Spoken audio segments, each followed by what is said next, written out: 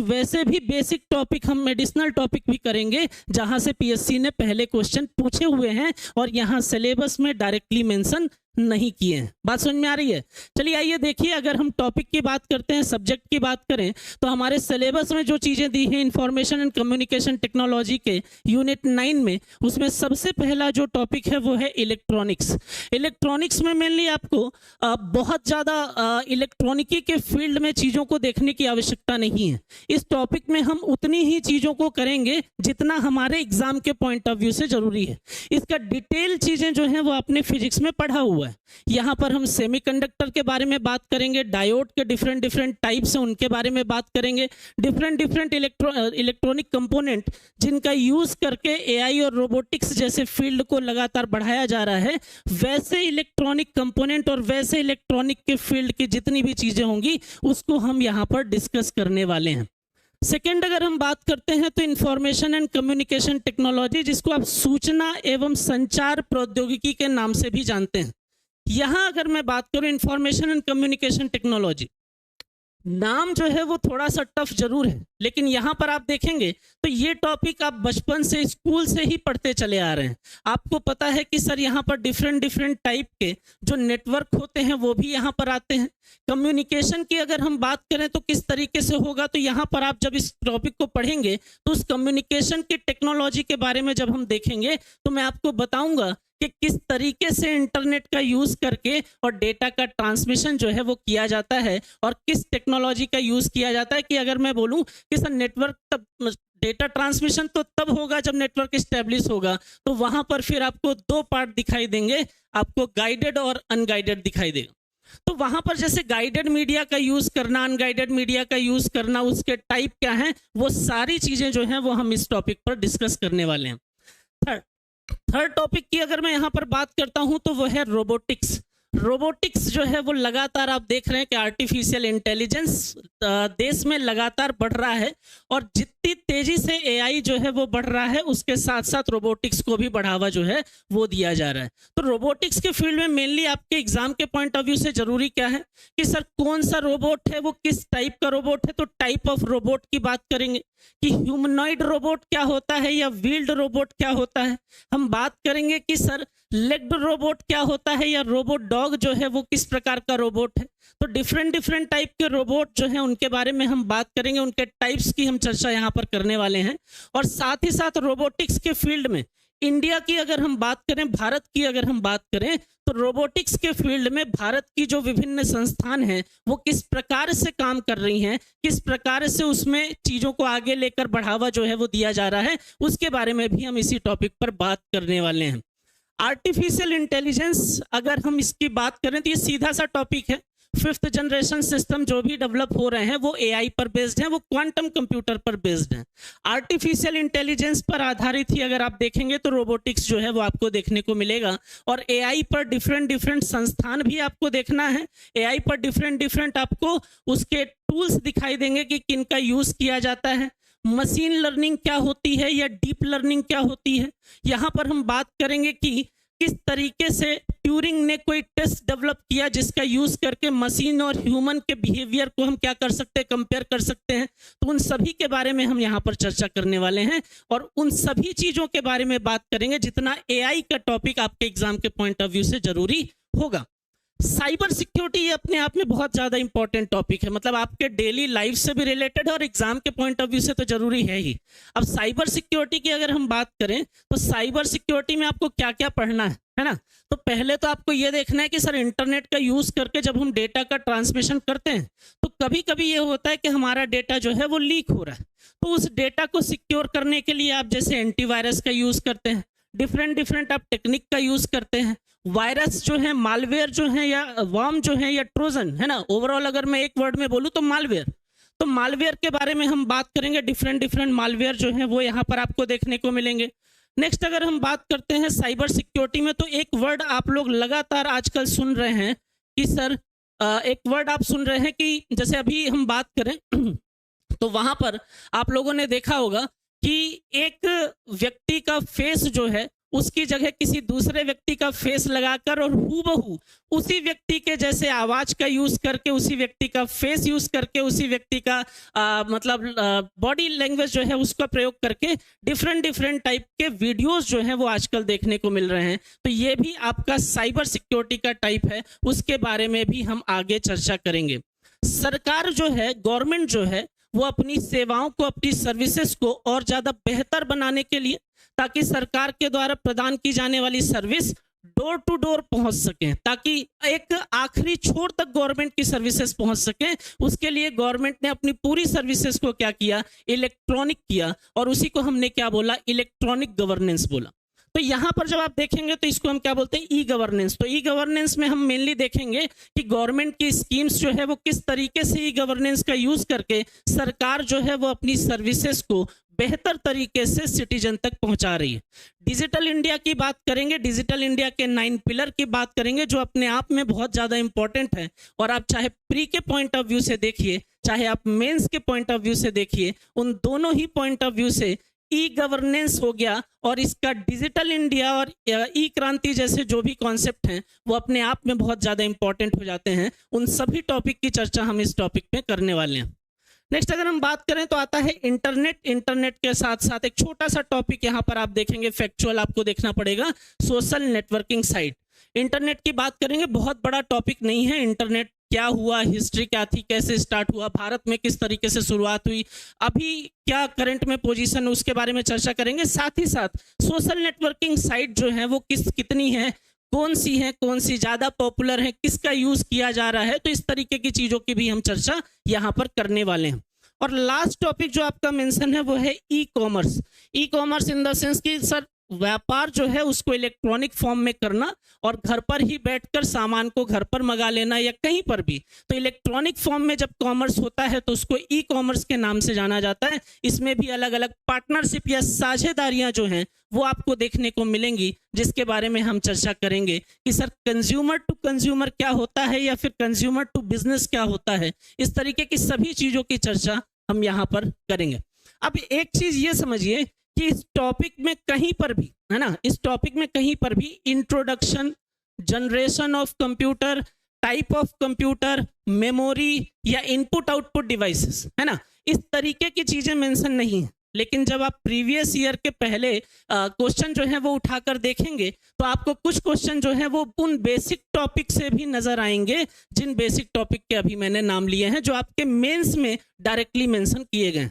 तो यहाँ पर जो हम शुरुआत करने वाले हैं वो उसी बेसिक टॉपिक से, क्योंकि बेसिक से शुरुआत करना इसलिए जरूरी है क्योंकि अगर बेस ही नहीं पता होगा तो आगे थोड़ा कॉम्प्लेक्स चीजें उठा लेंगे तो समस्या हो जाएगी। तो इसके लिए हम क्या करेंगे, हम इंट्रोडक्शन से स्टार्ट करेंगे, जिसमें मैं आपको आज की ही क्लास में इंट्रोडक्शन के 3 सेगमेंट जो है उसके बारे में मैं आपको बताऊंगा। हम देखेंगे हिस्ट्री ऑफ कंप्यूटर के बारे में, हम देखेंगे जनरेशन ऑफ कंप्यूटर के बारे में, और हम देखेंगे टाइप ऑफ कंप्यूटर के बारे में। तो इंट्रोडक्शन वाला पार्ट जो एक बेसिक सेगमेंट है वो आपका आज की क्लास में क्लियर हो जाएगा। और यहाँ पर जब आप देखेंगे तो यहाँ जो आपको ये टॉपिक दिखाई दे रहे हैं, इसमें हम सीक्वेंस जो है वो अपने आधार पर लेकर चलेंगे। मैं पहले आपको वैसे टॉपिक डिस्कस करूंगा आपसे जो टॉपिक आपके बेस को बनाएगा, जो टॉपिक आप में एक अवधारणा को निर्मित करेगा कि सर हम आईसीटी पढ़ रहे हैं तो हमको रटना नहीं है, हमको चीजें समझ में आनी चाहिए कि सर अगर गाइडेड मीडिया है तो वो किस तरीके से गाइडेड मीडिया काम कर रहा है। हमको रटना नहीं है कि गाइडेड मीडिया है, ट्विस्टेड पेयर है, कोएक्सियल है या सैटेलाइट का यूज कर लिया अनगाइडेड। ये ऐसे करेंगे तो आपको समस्या आएगी। तो पढ़ने के तरीके में थोड़ा सा बदलाव करने की आवश्यकता जरूर हो गई है। और वो कैसे बदलाव होगा, वो ऐसे बदलाव होगा कि आप अवधारणा को समझें, आप उसके कॉन्सेप्ट को समझें, ताकि डायरेक्ट क्वेश्चन अगर ना भी पूछे तो भी आप उसके आंसर को सही कर सकें। राइट, चलिए आइए तो शुरू करते हैं और देखते हैं हमारे पहले टॉपिक के बारे में। और मैं बात करता हूं आपसे कंप्यूटर के इंट्रोडक्शन के बारे में। राइट, चलिए देखिए, सबसे पहले अगर मैं बात करूं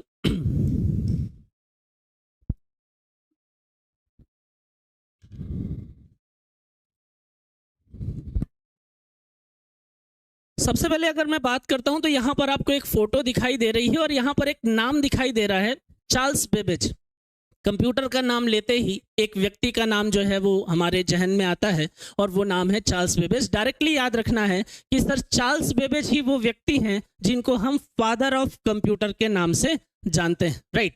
चार्ल्स बेबेज के बारे में और आपको बहुत ज्यादा देखने की आवश्यकता नहीं है। क्यों फादर ऑफ कंप्यूटर के नाम से जानते हैं? क्योंकि सर आज का जो मॉडर्न कंप्यूटर है ना, modern computer in the sense कि सर हम इनपुट डिवाइस का यूज करते हैं, हम सर आउटपुट डिवाइस का यूज करते हैं, हम चीजों को मेमोरी में स्टोर करने के लिए स्टोरेज का यूज करते हैं।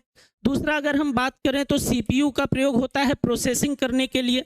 तो यहाँ पर जब आप देखोगे तो आपको ये समझ में आएगा कि सर चार्ल्स बेबेज को फादर ऑफ मॉडर्न कंप्यूटर इसलिए बोला जाता है क्योंकि चार्ल्स बेबेज ही वो व्यक्ति थे जिन्होंने एक सिस्टम डेवलप किया था, एनालिटिकल सिस्टम। और ये एनालिटिकल सिस्टम ऐसा था जो आज के मॉडर्न सिस्टम का, आज के मॉडर्न कंप्यूटर का बेस माना जाता है। तो इसी वजह से अगर हम बात करें तो चार्ल्स बेबेज जो है वो क्या कहलाते हैं? फादर ऑफ कंप्यूटर कहलाते हैं। नेक्स्ट अगर हम बात करें यहाँ पर तो ये एक स्ट्रक्चर है जो आप बचपन से देखते आ रहे हैं, स्कूल में भी आपने देखा होगा कि सर जब भी हम सिस्टम को कोई भी मतलब मशीन जो है, कंप्यूटर जो है वो विदाउट इंस्ट्रक्शन के वर्क नहीं करेगी। तो विदाउट इंस्ट्रक्शन अगर वो वर्क नहीं कर रही है तो वहां पर स्थिति क्या है?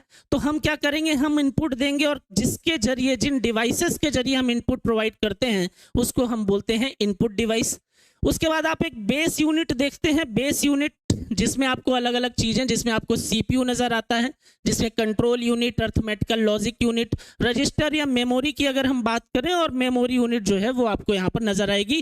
चीजें प्रोसेस होने के बाद, इंस्ट्रक्शन को प्रोसेस होने के बाद में आउटपुट जिस डिवाइस के द्वारा दिया जाता है उसी को हम क्या बोलते हैं? हम आउटपुट डिवाइस के नाम से जानते हैं, राइट। तो ये तो बहुत ही बेसिक चीजें हैं, लेकिन क्योंकि हम इंट्रोडक्शन की बात कर रहे हैं इसलिए थोड़ा सा आपको ये चीजें भी पता होना चाहिए।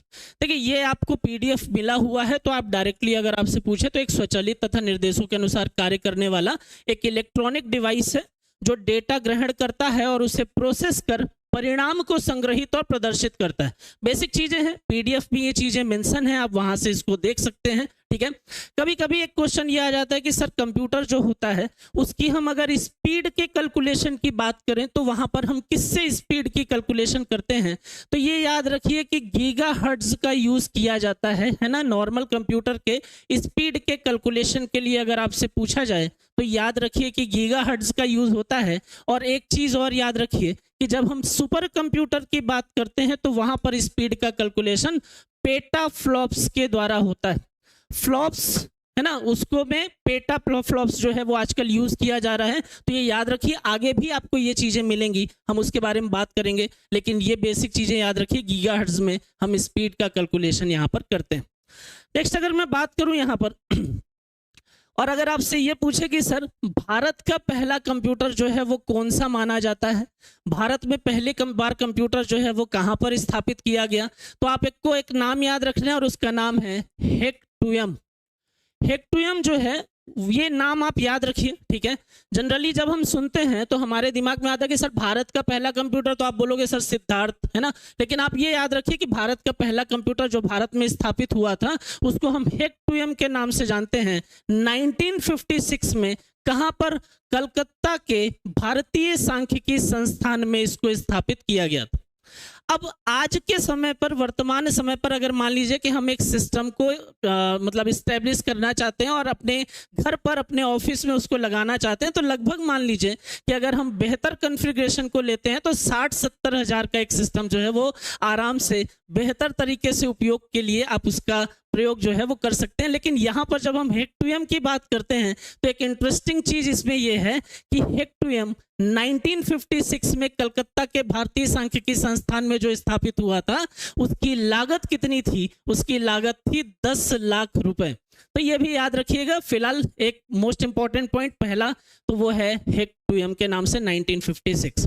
पार्ट्स ऑफ कंप्यूटर तो इसकी हम अलग से चर्चा करेंगे ही कि सर आउटपुट डिवाइसेस क्या होती हैं, इनपुट डिवाइसेस क्या होती हैं, प्रोसेसिंग यूनिट क्या होती है, मेमोरी जो है वो कितने टाइप की होती है, हम उनके बारे में चर्चा करेंगे।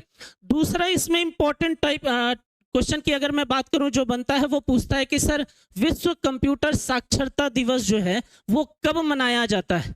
तो विश्व कंप्यूटर साक्षरता दिवस पहली बार कब मनाया गया? 2001। तो अगर आपसे ये पूछे कि सर शुरुआत कब से हुई है, तो आप बोलेंगे कि 2001 से शुरुआत हुई है, राइट। और कब मनाया जाता है? तो 2 दिसंबर को ये मनाया जाता है। अभी आने वाला है ना, नेक्स्ट मंथ ही आप देखेंगे तो आपको पता चलेगा कि सर 2 दिसंबर विश्व कंप्यूटर साक्षरता दिवस के तौर पर मनाया जाता है। और कब से इसकी शुरुआत हुई है? तो इसकी शुरुआत हुई है 2001 से।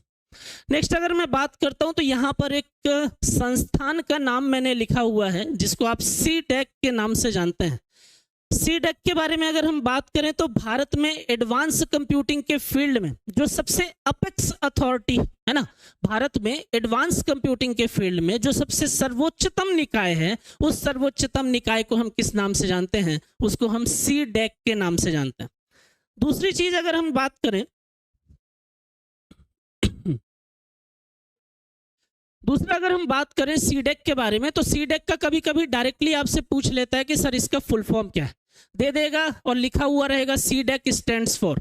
तो आपको पता होना चाहिए कि सर सीडेक को हम किस नाम से जानते हैं? तो हम इसको centre for development of advance computing के नाम से जानते हैं। इसका हेडक्वार्टर कहां पर है? तो इसका हेडक्वार्टर सर पुणे में है और पूरे ऑल ओवर इंडिया में इसकी 12 ब्रांचेस जो हैं वो देखने को मिलती हैं। बात समझ में आ रही है?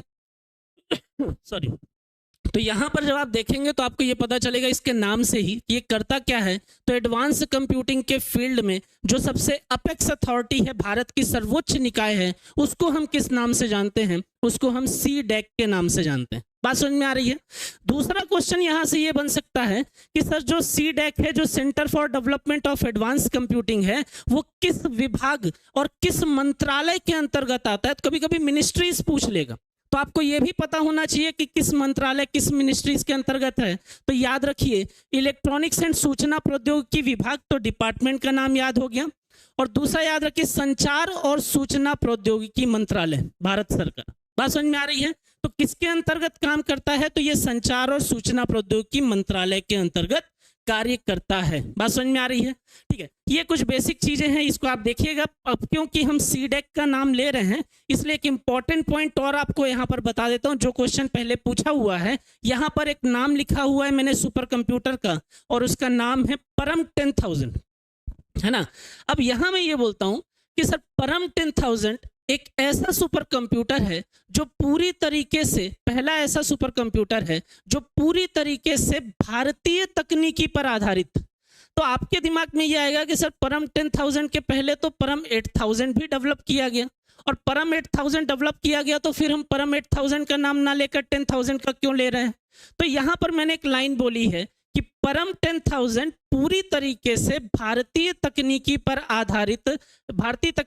आधारित जो निर्मित किया गया सुपर कंप्यूटर है, वो पहला सुपर कंप्यूटर। इसके बाद तो फिर कई बने।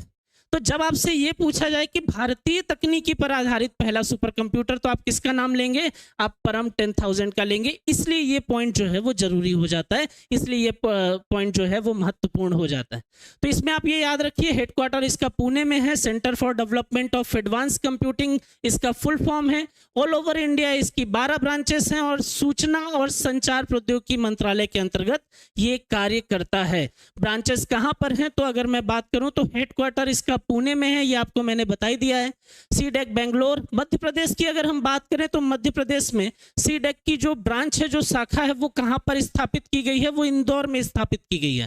तो अगर आपसे ये पूछ ले, है ना, तो आप ये याद रखिएगा कि सीडेक की मध्य प्रदेश की जो शाखा है वो इंदौर में है।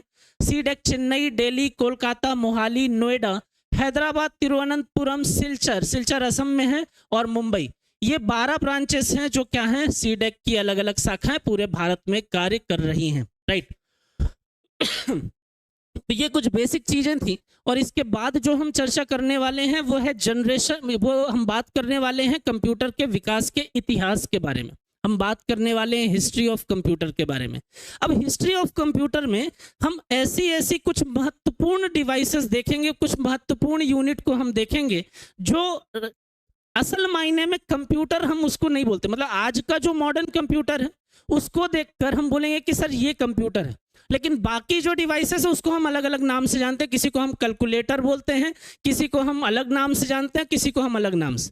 लेकिन वो जितनी भी डिवाइसेस अलग अलग समय पर डेवलप की गई हैं, वो सब कहीं ना कहीं कंप्यूटर का इतिहास के तौर पर कंप्यूटर के प्रीवियस अगर आप देखोगे तो इकाइयों के तौर पर उनको भी गिना जाता है।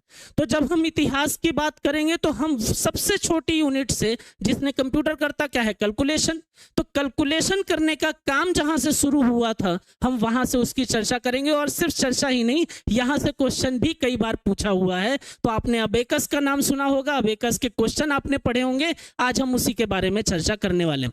सिर्फ इतनी ही चीजों के बारे में बात करेंगे जितना एग्जाम के पॉइंट ऑफ व्यू से जरूरी है। बात समझ में आ रही है? जहां से, जिस पॉइंट से जितना क्वेश्चन बन सकता है उन सभी क्वेश्चन को कवर करते हुए हम चलेंगे। जैसे अगर मैं बात करूं अबेकस, तो आपको ये लगेगा कि सर अबेकस तो हम आज भी देखते हैं प्ले स्कूल वगैरह में, या हमारे घरों में जब हम देखते हैं जो छोटे बच्चे होते हैं वो कैलकुलेशन करने के लिए हम उनको कुछ इस प्रकार की डिवाइस लेकर आते हैं जिससे वो खेलते खेलते जोड़ना सीख सकते हैं, खेलते खेलते वो एडिशन सीख सकते हैं। तो उसी डिवाइस को हम किस नाम से जानते हैं? हम अबेकस के नाम से जानते हैं। तो अबेकस ही पहली कैलकुलेटिंग डिवाइस के तौर पर भी जाना जाता है। ये पहला पॉइंट इसमें याद रखना है। इसका डेवलपमेंट 16th सेंचुरी में किया गया था। कभी कभी कंट्री पूछता है कि किसने किया, तो आप याद रखिए कि किसने किया। सर इसका डेवलपमेंट कहाँ हुआ है? चाइना में हुआ है, चीन ने इसका डेवलपमेंट किया है। और इसके डेवलपर का नाम क्या है? तो इसके डेवलपर का नाम है ली काई चेन। बात समझ में आ रही है? तो अबेकस जब आप देखेंगे तो आपको कुछ इस प्रकार की डिवाइस दिखाई देगी। यहाँ पर कुछ पाइप नजर आएंगे और जो बॉल लगे होंगे वो उनका मूवमेंट के बेसिस पर एडिशन जो है वो किया जाता है। तो यहाँ पर प्ले स्कूल वगैरह में भी आजकल इसका प्रयोग हो रहा है ना। तो यहाँ याद रखिए अबेकस जो है वो एडिशन के लिए यूज होता है। चाइना में इसका डेवलपमेंट किया गया है, ली काई चेन इसके डेवलपर हैं। और अगर टाइम ड्यूरेशन पूछे तो बताइए 16th सेंचुरी में सर इसका डेवलपमेंट किया गया है। और ये वर्ल्ड की पहली कैलकुलेटिंग डिवाइस जो है वो मानी जाती है, याद रखिएगा। नेक्स्ट पॉइंट की अगर हम चर्चा करें तो यहां पर आपको एक डायग्राम दिखाई दे रहा होगा और इसकी कहानी थोड़ी सी मैं आपको बता देता हूं कि सर यहां जो आपको अलग अलग डिवाइस के अलग अलग पार्ट्स दिखाई दे रहे हैं, और ये वाले जो पार्ट्स दिखाई दे रहे हैं ऐसा माना जाता है कि ये जानवरों की हड्डियों से बनाए गए थे, ये जानवरों की बोन्स से बनाए गए थे। तो यहां पर ये याद रखिए। और इनका यूज किस लिए किया जाता था? इनका यूज किया जाता था मल्टीप्लिकेशन के लिए। बात समझ में आ रही? इनका यूज किस लिए कर रहे हैं? इनका यूज कर रहे हैं मल्टीप्लिकेशन के लिए, गुणा करने के लिए हम इसका प्रयोग जो है वो करते हैं। बात समझ में आ रही है? अब देखिए किस प्रकार से, तो क्रॉस मल्टीप्लिकेशन के द्वारा इसका कैलकुलेशन जो है वो किया जाता है। अब जितनी आप डिवाइसेस देखेंगे, क्योंकि आज के टाइम पर यूज नहीं हो रही हैं, इसलिए कैलकुलेशन तो देखिए आज के टाइम पर हमें उसका नहीं समझने की आवश्यकता है कि सर किस तरीके से होगा, क्या होगा। हम डायरेक्टली ऐसे डिवाइसेस को यूज कर रहे हैं जो यूजर फ्रेंडली है। तो आप एग्जाम के पॉइंट ऑफ व्यू से ये याद रखिए कि सर याद रखने के लिए मैं आपको ये कहानी बता रहा हूं कि ये जानवरों की हड्डी से था, जानवरों की बोन्स से था, इसलिए इसको हम क्या बोलते हैं कि सर इसके डेवलपर हैं जॉन नेपियर, है ना। तो जॉन नेपियर ने इसका डेवलपमेंट किया जानवरों की हड्डी का यूज करके। तो जॉन नेपियर का नेपियर उठाया और हड्डी से बोन्स, तो इसका नाम पड़ गया नेपियर बोन्स। बात समझ में आ रही है? तो इसमें ये याद रखना है कि सर इसके डेवलपर जो हैं वो हैं जॉन नेपियर। नेपियर बोन्स के नाम से ये जाना जाता है। मल्टीप्लिकेशन के लिए प्रयोग होता है। टाइम ड्यूरेशन है 1617 ईस्वी में इसका विकास जो है वो किया गया। तीसरी डिवाइस के बारे में अगर हम देखें तो ये कहलाता है स्लाइड रूल। स्लाइड रूल का मतलब आपने हो सकता है कि कभी कुछ ऐसी डिवाइस जो है वो देखी हो जिसमें पीछे का बेस जो है वो कांस्टेंट हो और ऊपर ये जो आपको एक फ्रेम दिखाई दे रहा है ये स्लाइड करे। इसके स्लाइड के बेसिस पर कैलकुलेशन जो है वो किया जाता है। इसके स्लाइड के बेसिस पर मेजरमेंट जो है वो किए जाते हैं। तो कैलकुलेशन के लिए मेनली लॉग वैल्यू आपने निकाली होगी, मैथ में आपने पढ़ा होगा, मल्टीप्लिकेशन के लिए और डिवीजन के लिए। तो मुख्यतः इसका प्रयोग जो है वो 3 प्रकार के कार्यों को करने के लिए किया जाता है। या तो लॉग वैल्यू को कैलकुलेट करने के लिए लॉग वैल्यू को कैलकुलेट करने के लिए, मल्टीप्लिकेशन के लिए मतलब गुणा करने के लिए, और भाग देने के लिए भी इसका प्रयोग किया जाता है। नाम है इसका स्लाइड रूल। क्यों? क्योंकि यहाँ पर जो बेस है वो रूल है और उस रूल के ऊपर स्लाइडर जो है वो काम कर रहा है। तो इस तरीके से याद रखिएगा स्लाइड रूल। इसके डेवलपर जो है वो है विलियम ऑटर्ड। विलियम ऑटर्ड ने 1620 ईस्वी में स्लाइड रूल नाम की एक डिवाइस जो है उसका विकास किया है। बात समझ में आ रही है? चलिए नेक्स्ट अगर हम बात करते हैं तो आता है पास्कल कैलकुलेटर, है ना। ब्लेज पास्कल इसके डेवलपर हैं और ब्लेज पास्कल भी अगर आप देखोगे तो काफी ज्यादा पॉपुलर हैं। पास्कल कैलकुलेटर की अगर हम बात करें तो यहाँ पर एक चीज और याद रखिएगा कि सर इसको एक नाम से और जाना जाता है और उसको क्या बोलते हैं, उसको हम पास्कलाइन भी बोलते हैं या पास्कलिन भी बोलते हैं। तो ये याद रखिएगा कि पास्कल ने एक कैलकुलेटर का डेवलपमेंट किया जो इस प्रकार से दिखाई देता है, और उसका डेवलपमेंट करने के बाद उसका जो नाम हुआ वो पास्कलाइन हुआ, और पास्कल्स कैलकुलेटर के नाम से भी वो जाना जाता है या पास्कल का कैलकुलेटर के नाम से भी जाना जाता है। डेवलपर ब्लेज पास्कल है, टाइम ड्यूरेशन है 1642 ईस्वी, और मेनली एडिशन एंड सब्सट्रैक्शन के लिए इसका प्रयोग जो है वो किया जाता है। जोड़ और घटाना के कार्यों को करने के लिए इसका प्रयोग जो है वो किया जाता था। नेक्स्ट अगर हम देखते हैं तो आता है मैकेनिकल कैलकुलेटर ऑफ लेबनीज। ठीक है, इसके डेवलपर का नाम इसके नाम पर ही लिखा हुआ है। इसके डेवलपर हैं लेबनीज। लेबनीज ने 1671 ईस्वी में एक सिस्टम डेवलप किया जिसका चारों प्रकार के अर्थमेटिकल ऑपरेशन को कार्यों को करने में ये सक्षम था, और addition, subtraction, multiplication and division जैसे कार्यों को करने के लिए लेबनीज जो है उन्होंने मैकेनिकल कैलकुलेटर डेवलप किया। तो यहाँ पर याद रखना है कि Lebanese mechanical calculator 1671 plus minus multiplication और डिवीजन के लिए इसका प्रयोग जो है वो किया जाता था। नेक्स्ट अगर हम बात करते हैं तो यहाँ पर आता है difference engine of Babbage. Babbage मतलब कि मैंने आपको पहले ही बताया हुआ है, चार्ल्स बेबेज। चार्ल्स बेबेज को आप क्या बोलते हैं, फादर ऑफ कंप्यूटर बोलते हैं।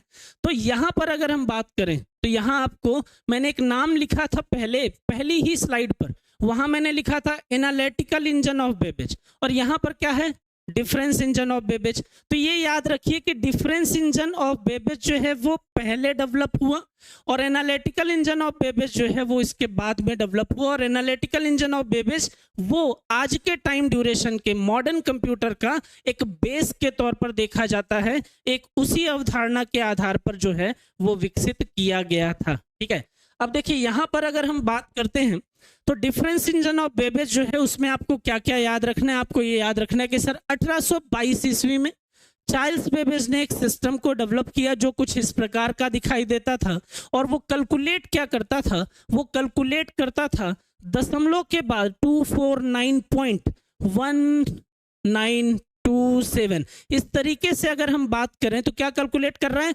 दशमलव के बाद 20 अंकों तक की गणना करने में वो सक्षम था।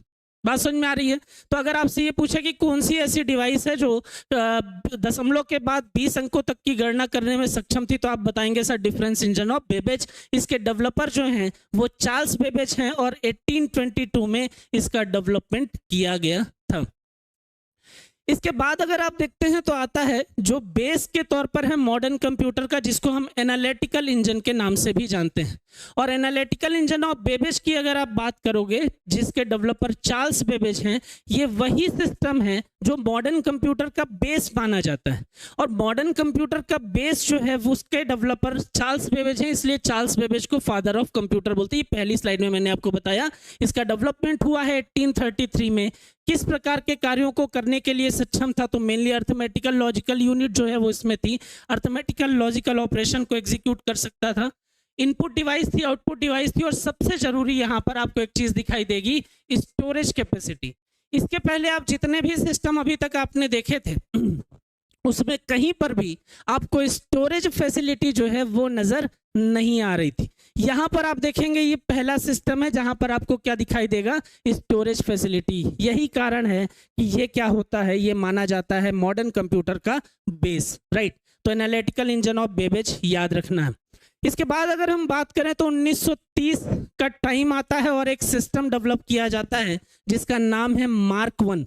मार्क 1 भी अपने आप में बहुत ज्यादा इंपॉर्टेंट है। पॉपुलर था अपने साइज के कारण, ये है ना।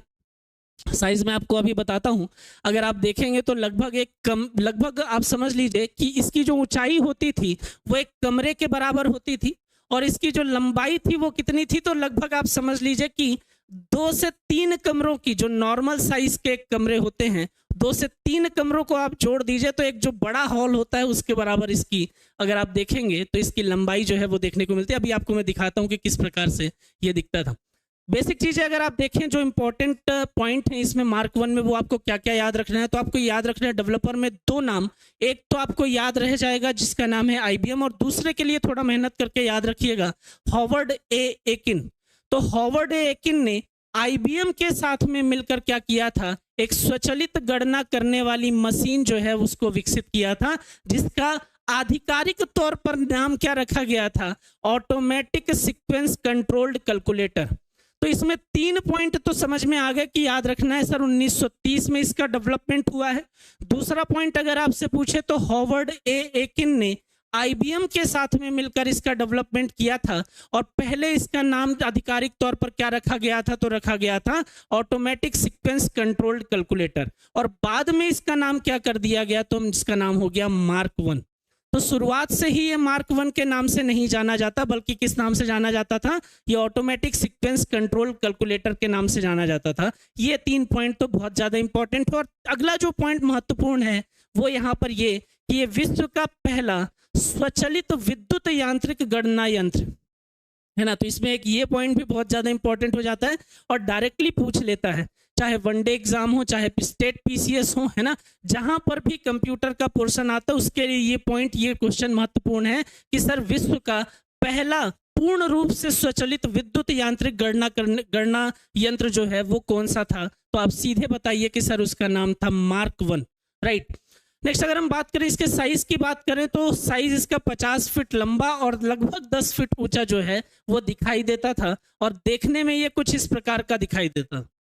देखिए यहाँ पर अगर हम देखें तो पहले के डिवाइस को आप देखिए तो ये किस प्रकार की दिखाई दे रही हैं, और इनको यूज करने के लिए अभी तो हम क्या करते हैं, जैसे हम पाम कंप्यूटर की बात करें, हाथों में रखकर और हम अपने कार्यों को एग्जीक्यूट कर लेते हैं, अपनी उंगलियों से कर लेते हैं। लेकिन अगर ऐसे सिस्टम की हम बात करें, ऐसे मशीन्स की बात करें, तो यहाँ पर आपको एक चीज ये समझ में आ गई होगी कि सर इस प्रकार की जो भी मशीन है उनके एग्जीक्यूशन के लिए एक व्यक्ति जो है वो मतलब पूरे तरीके से आप देखेंगे तो वो सिर्फ एक व्यक्ति जो है वो एग्जीक्यूट नहीं कर सकता, बल्कि उसके साथ साथ मल्टीपल लोगों की भी आवश्यकता पड़ेगी यहाँ पर। तो ये थोड़ा सा कॉम्प्लेक्स हो जाता है ना, लेकिन आज के टाइम पर देखिए तो चीजें आपको उंगलियों पर नजर आती हैं। लास्ट अगर हम इतिहास पर देखें, कंप्यूटर के इतिहास पर और भी सिस्टम है ना, लेकिन हमने यहाँ पर कुछ महत्वपूर्ण सिस्टम जो है वही डिस्कस किए हैं। बाकी जो फैक्चुअल पोर्शन है वो लास्ट में मैं आपको पीडीएफ के टाइम पर, जो आपको सिर्फ याद रखना है पीडीएफ के फॉर्म में, आपको इस टॉपिक के जैसे ही हमारा ये सब्जेक्ट पूरा होता जाएगा वैसे मैं आपको पीडीएफ जो है वो दे दूंगा, तो आपको वो चीजें भी एडिशनल चीजें याद रखनी पड़ेंगी। अब देखिए यहाँ पर ENIAC की अगर हम बात करें तो इसका पहला क्वेश्चन तो ये कि सर इसका डेवलपमेंट कब हुआ, 1946 फर्स्ट जनरेशन सिस्टम है ये, है ना। क्या है फर्स्ट जनरेशन सिस्टम, क्या यूज हो रहा था, वैक्यूम ट्यूब का यूज करके, और एक सिस्टम डेवलप किया गया था जो फिलहाल ENIAC के नाम से इसको जाना जाता था। फुल फॉर्म था इसका electronic numerical integrator and computer.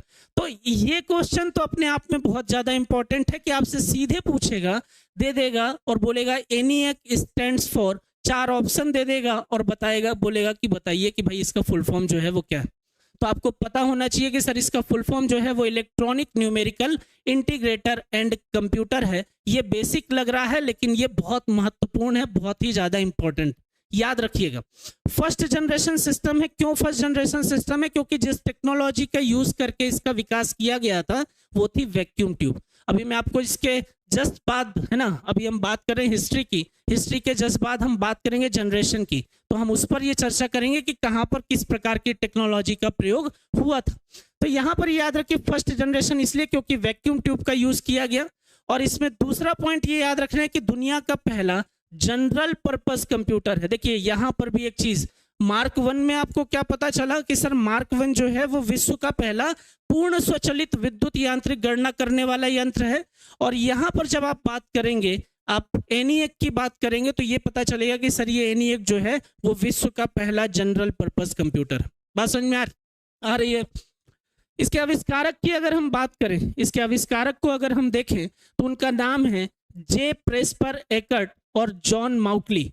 तो ये 2 व्यक्तियों ने मिलकर ENIAC जो है वो डेवलप किया था। इसके साइज की अगर आप बात करोगे तो वो काफी बड़े थे। बड़े होने के रीजन क्या था, क्योंकि वैक्यूम ट्यूब जो है वो अपने आप में काफी बड़े होते थे, और वैक्यूम ट्यूब का यूज करके आप जिस सिस्टम को डेवलप करेंगे वो खुद ब खुद क्या हो जाएंगे, बड़े हो जाएंगे। तो ये याद रखिएगा कि ENIAC जो है वो भी साइज में क्या होता था, बड़ा होता था।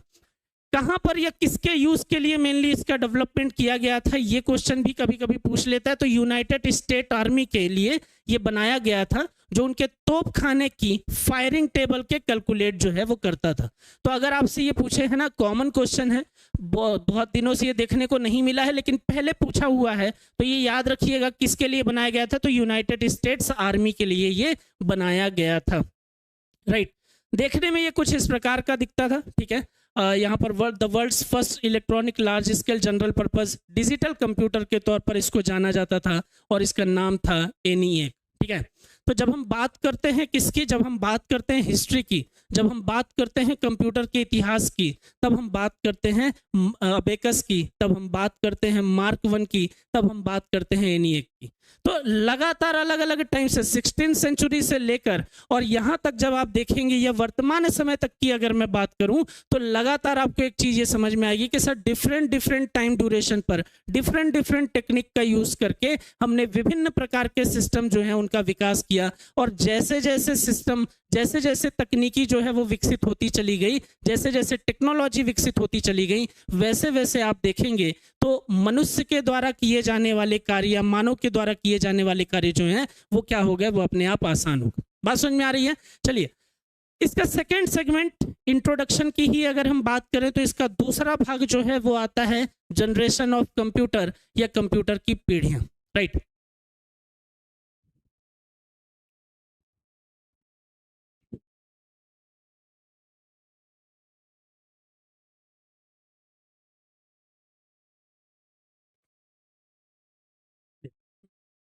बात करते हैं कंप्यूटर की पीढ़ियों की। इतिहास में आपको मेनली जो इम्पोर्टेंट यूनिट थी, इम्पोर्टेंट डिवाइसेस थे, उनके बारे में हमने चर्चा की है, और कुछ और भी जो होंगी वो आपको लास्ट में मैं PDF दे दूंगा, तो उसमें आप याद कर लीजिएगा।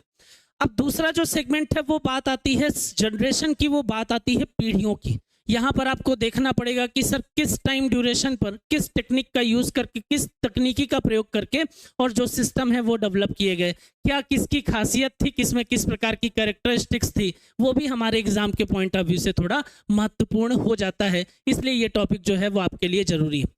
फिलहाल अगर हम बात करें फर्स्ट जनरेशन से स्टार्ट करके अगर हम 5th जनरेशन तक पहुंचते हैं, तो यहां से जब आप देखेंगे, तो अगर मैं इस डायग्राम के माध्यम से आपको समझाऊं फिर मैं थ्योरी पर पहुंचूं, तो यहां पर आपको एक चीज ये समझ में आएगी कि सर जैसे जैसे आप लेफ्ट टू राइट चलेंगे, जैसे जैसे आप लेफ्ट टू राइट चलेंगे, मतलब कि फर्स्ट जनरेशन से इधर आगे बढ़ते जाएंगे, वैसे वैसे आपको एक चीज ये नजर आएगी कि सर साइज जो है वो छोटी होती चली जा रही।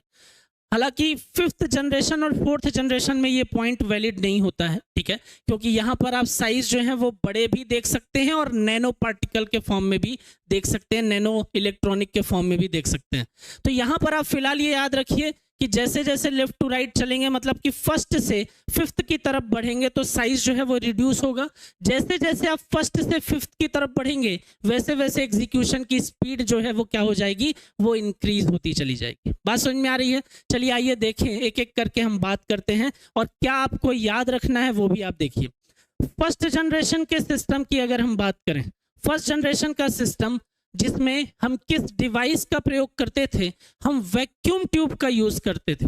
और क्यों सर हम वैक्यूम ट्यूब का यूज करते थे, तो उस टाइम ड्यूरेशन पर एकमात्र इलेक्ट्रॉनिक डिवाइस जो वैक्यूम ट्यूब के नाम पर जानी जाती थी वही आसानी से उपलब्ध थी वहां पर।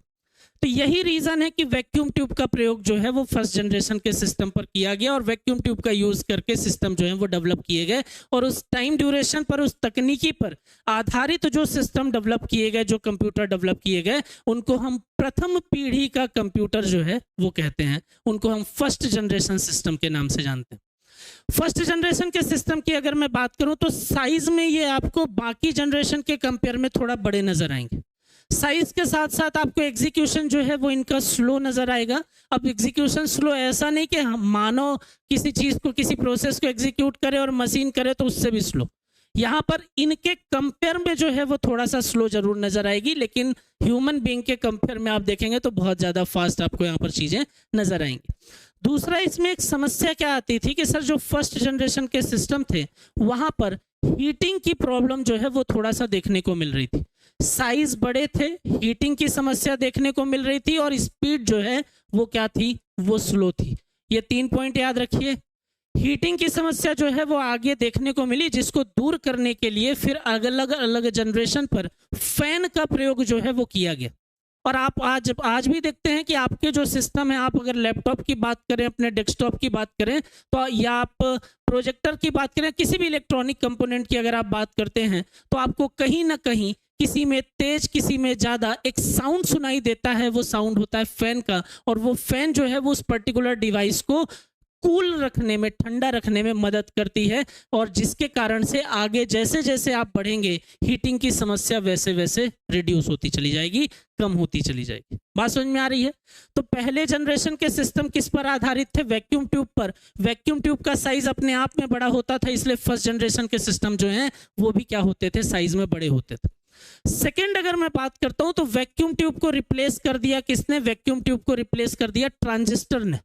अब ट्रांजिस्टर जो है वो क्योंकि साइज में बहुत छोटे हैं, इसलिए उन पर आधारित होकर जो सिस्टम बनाए गए वो भी क्या हो गए? साइज में रिड्यूस हो गए। बात समझ में आ रही है? स्पीड की बात करेंगे तो स्पीड जो है वो इंक्रीज हो जाएगी, साइज रिड्यूस हो जाएगा, और हीटिंग की प्रॉब्लम को कुछ हद तक क्या किया गया? खत्म किया गया। इसमें एक चीज और याद रखिए कि सर फर्स्ट जनरेशन के सिस्टम जिस पर हम क्या यूज करते थे? हम मशीन लैंग्वेज का यूज करते थे। मतलब यहां पर चीजों को एग्जीक्यूट करना ह्यूमन बीइंग के लिए, यूजर के लिए थोड़ा सा कॉम्प्लेक्स था। यहां पर वैसे यूजर ही सिस्टम को चला सकते थे, यूज कर सकते थे जो मशीन लैंग्वेज जानते थे। और मशीन लैंग्वेज जिसको आप बाइनरी लैंग्वेज के नाम से जानते हैं, जिसको आप 1 और 0 के फॉर्म में जानते हैं।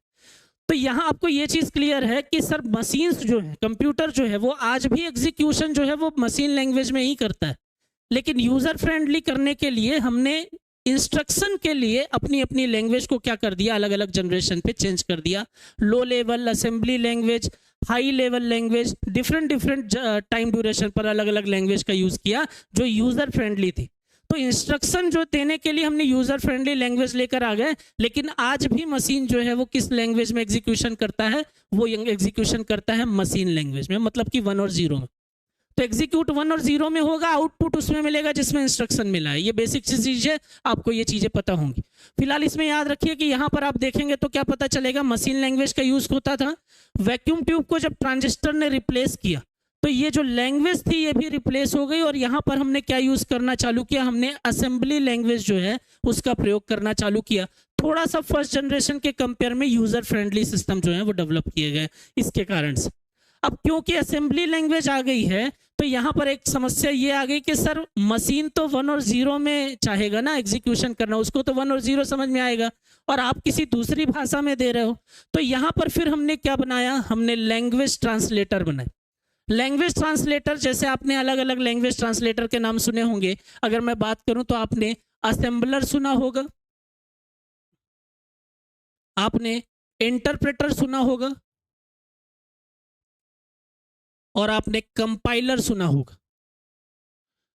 ठीक है? तो यहां पर जब आप देखते हैं तो ये सिस्टम सॉफ्टवेयर के ही टाइप है, और यहां पर जब आप देखेंगे तो आपको ये पता चलेगा कि सर ये 3 अलग अलग प्रकार के जो लैंग्वेज ट्रांसलेटर हैं वो अलग अलग लैंग्वेज को ट्रांसलेट करके मशीन लैंग्वेज में कन्वर्ट करते हैं ताकि सिस्टम उसको एग्जीक्यूट करे, और एग्जीक्यूट करने के बाद में वापस से उसमें ट्रांसलेट करते हैं जिसमें इंस्ट्रक्शन दिया गया है। तो इनका काम जो है वो यही होता है। तो असेंबली लैंग्वेज का यूज हुआ। तीसरी जनरेशन पर जब पहुंचे तो यहां पर हमने क्या करना चालू किया? लो लेवल और हाई लेवल लैंग्वेज जो है उनका प्रयोग करना चालू किया। कुछ हद तक कुछ हाई लेवल लैंग्वेज जो है वो यहां पर सपोर्ट करती थी, लेकिन अगर पूरी तरीके से आपसे ये पूछा जाए कि पूरी तरीके से हाई लेवल लैंग्वेज जो है, सभी हाई लेवल लैंग्वेज कहां पर सपोर्ट करती हैं, तो आप बोलिएगा सर वो 4th जनरेशन। बात समझ में आ रही है? तो यहां पर ये याद रखिए। अब देखिए, ट्रांजिस्टर आया इसलिए साइज रिड्यूस हो गया, लेकिन स्पीड जो है वो क्या हो गई? वो इंक्रीज हो गई। ट्रांजिस्टर को रिप्लेस किया इंटीग्रेटेड सर्किट ने, ट्रांजिस्टर को रिप्लेस किया आईसी ने। आईसी जो है, अगर मैं आपसे ये बोलूं तो आईसी के डेवलपर में आप देखेंगे तो सीधे अगर मैं पूछता हूं तो आपको एक नाम याद आता है, किल्बी। तो ये याद रखिएगा, पीडीएफ में हमने वो चीजें मेंशन की हुई हैं, आप उसको देखेंगे तो वो सारी चीजें आपको वहां पर मिल जाएंगी। इंटीग्रेटेड सर्किट के बारे में अगर मैं आपको बताऊं तो ज्यादातर क्वेश्चन इसका ये देखा गया कि किससे बनी हुई होती है, तो सामान्य तौर पर ये किससे बनी होती है? सिलिकॉन से बनी होती है। बात समझ में आ रही है? ज्यादातर आप देखोगे तो आपसे ये क्वेश्चन पूछेगा कि आईसी किससे बनी होती है, तो सिलिकॉन से बनी होती है, और स्पीड इसकी ट्रांजिस्टर के कंपेयर पे कैसी होगी। तो एक लाइन याद रखिए कि सर जो आईसी होता है वो 1000 ऑफ ट्रांजिस्टर जो है उसको कंटेन करके रखता है, मतलब कि 1000 ट्रांजिस्टर जो काम जितने टाइम पर करेंगे एक इंटीग्रेटेड सर्किट जो है वो काम उतने टाइम पर करेगा। तो ये बोला जाता है कि सर 1000 ऑफ ट्रांजिस्टर कंटेन करके एक आईसी रखता है, तो 1000 ट्रांजिस्टर के स्पीड के बराबर एक आईसी की स्पीड होती है। तो ये अंडरस्टूड है कि सर ट्रांजिस्टर के कंपेयर में आईसी जो है वो फास्ट ही नजर आएगी। बात समझ में आ रही है। जब इसको रिप्लेस किया और माइक्रो प्रोसेसर जो है वो मार्केट पे आया और हमने 4th जनरेशन मतलब कि इस टाइम ड्यूरेशन पर हमने जो सिस्टम डेवलप किए उसके लिए जो तकनीकी का प्रयोग किया वो मुख्यतः हमने किसका प्रयोग किया, वो माइक्रो प्रोसेसर का प्रयोग किया। अब यहां पर जब आप देखेंगे, जब हम टाइम ड्यूरेशन की बात करेंगे, अभी मैं आपको बताऊंगा वो बेसिक चीजें भी, जब हम टाइम ड्यूरेशन की बात करते हैं तो यहां पर आप देखोगे तो लगभग इसका टाइम खत्म हो जाता है। किसी बुक में 89 दिया है, किसी में 90 दिया है, किसी में 91 दिया, किसी में प्रेजेंट दिया है। तो यहां पर ये याद रखिए कि सर माइक्रो प्रोसेसर पर बेस्ड जो भी सिस्टम होंगे वो क्या कहलाएंगे, वो 4th जनरेशन सिस्टम कहलाएंगे। और ये जो 4th जनरेशन सिस्टम है यहां पर ये याद रखिएगा कि इनका टाइम जो है, एंडिंग का टाइम है ना, जो है वो प्रेजेंट तक माना जाता है। कुछ कुछ बुक जो है वो दिया हुआ है, तो इसके लिए मतलब इनके टाइम जो है वो आपको डिपेंड होना पड़ेगा ऑप्शन पर। अगर आपसे पूछ ले कि इसका टाइम ये था तो आपको डिपेंड रहना पड़ेगा ऑप्शन पर। ये चीज मैं बता रहा हूं आपको क्यों रहना पड़ेगा, उसका लॉजिक मैं बताता हूं। यहां पर दिया हुआ है कि इसका एंडिंग टाइम है प्रेजेंट तक और इसका स्टार्टिंग टाइम है प्रेजेंट तक। तो ये याद रखिएगा कि जो आज के सिस्टम है, जो हम लैपटॉप यूज कर रहे हैं, हम मोबाइल यूज कर रहे हैं, टैबलेट यूज कर रहे हैं, ये भी तो माइक्रो प्रोसेसर पर बेस्ड है ना। मतलब एआई पर आधारित होकर जो डिवाइस निर्मित की गई उनको अगर हम छोड़ दें तो बाकी जो इलेक्ट्रॉनिक कंपोनेंट है वो तो माइक्रो प्रोसेसर पर बेस्ड है ना। तो इसलिए हम क्या बोलते हैं, ज्यादातर बुक में आप देखेंगे तो वहां पर आपको पता चलेगा कि सर इसका टाइम प्रेजेंट तक भी माना जाता है। लेकिन जो टाइम वाला क्वेश्चन आएगा ना वहां पर आपको थोड़ा सा निर्भर होना पड़ेगा आपके ऑप्शन पर। बात समझ में आ रही है। चलिए अब यहां पर एक चीज याद रखिए कि जैसे 1000 ऑफ ट्रांजिस्टर कंटेन करके रखता था कौन, इंटीग्रेटेड सर्किट, वैसे ही 1000 ऑफ इंटीग्रेटेड सर्किट कंटेन करके रखता है कौन, एक माइक्रो प्रोसेसर। बात समझ में आ रही है।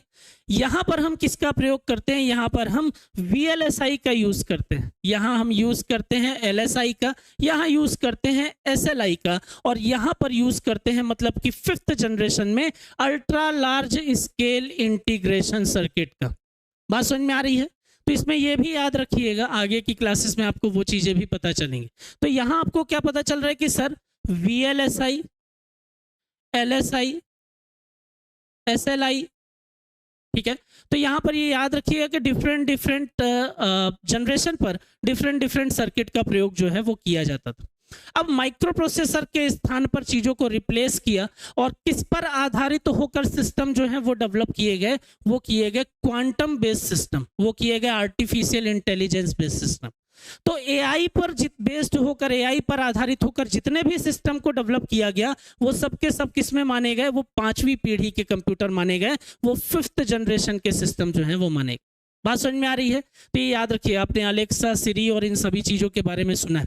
जब मैं आर्टिफिशियल इंटेलिजेंस पढ़ाऊंगा तब डिटेल में हम इसके बारे में बात करेंगे, ठीक है।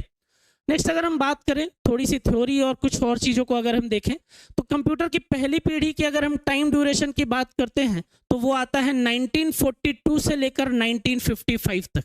बेसिक क्वेश्चन है ना, लेकिन फिर भी एक बार याद रखिए। और यहाँ पर आपकी निर्भरता जो है वो आपके क्वेश्चन पर देखने को मिलेगी, तो उसके आधार पर आपको आंसर जो है वो लगाना पड़ेगा।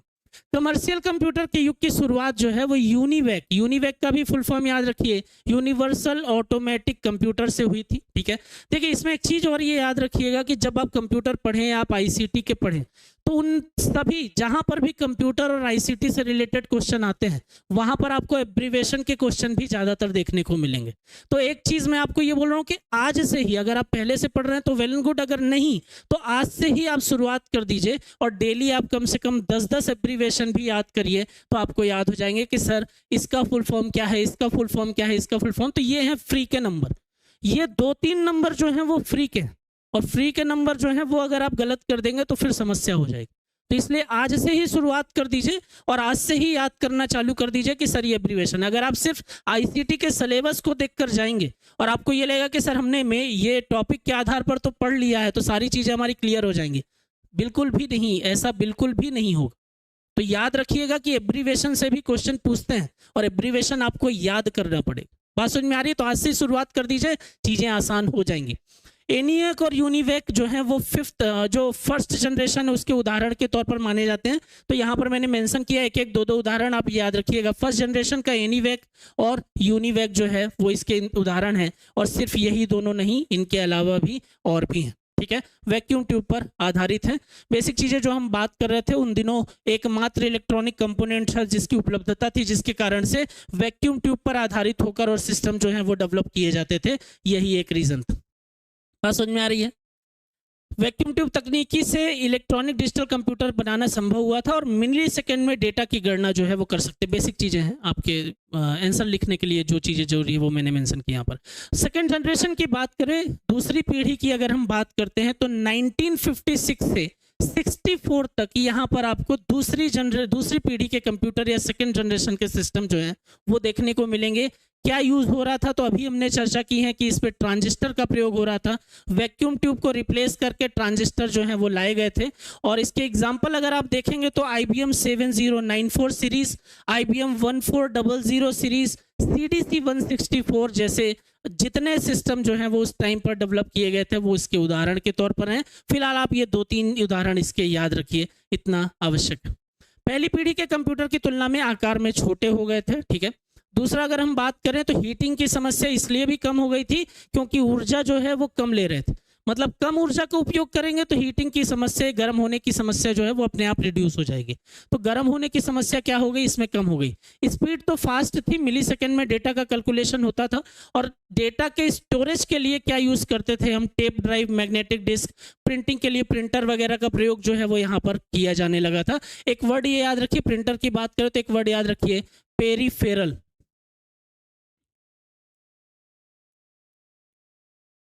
ठीक है, एक वर्ड होता है पेरीफेरल। पेरीफेरल किसको बोला जाता है? तो पेरीफेरल हर उस एक्सटर्नल डिवाइस को, एक्सटर्नल कंपोनेंट को बोला जाता है जो कंप्यूटर के साथ में बाहरी रूप से, बाह्य रूप से कनेक्ट किए जाते हैं।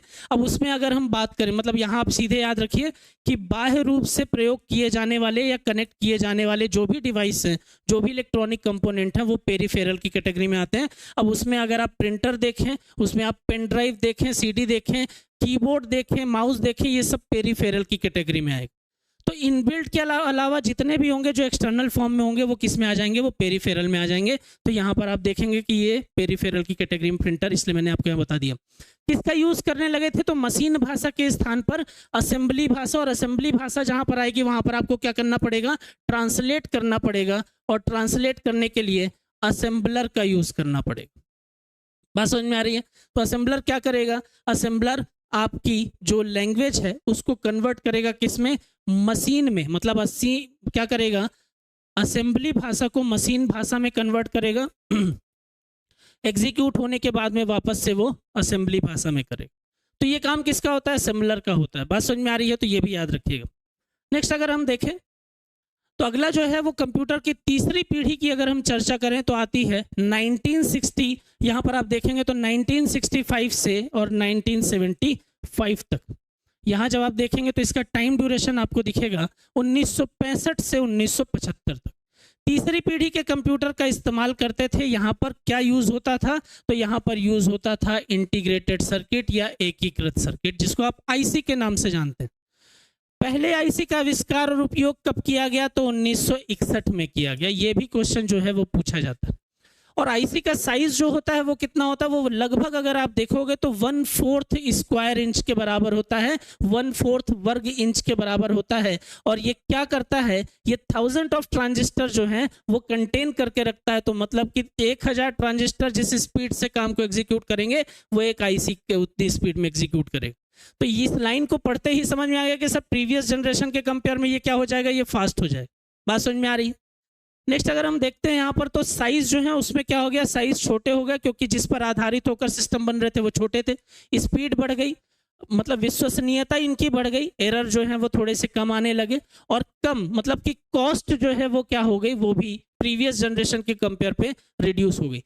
कभी कभी आपसे पूछता है कि सर सबसे कम खर्चीला, एक क्वेश्चन जो है वो ये देखने को मिला है कि अलग अलग एग्जाम में कि सर अलग अलग जनरेशन में सबसे कम खर्चीला जो है वो कौन सा माना जाता है।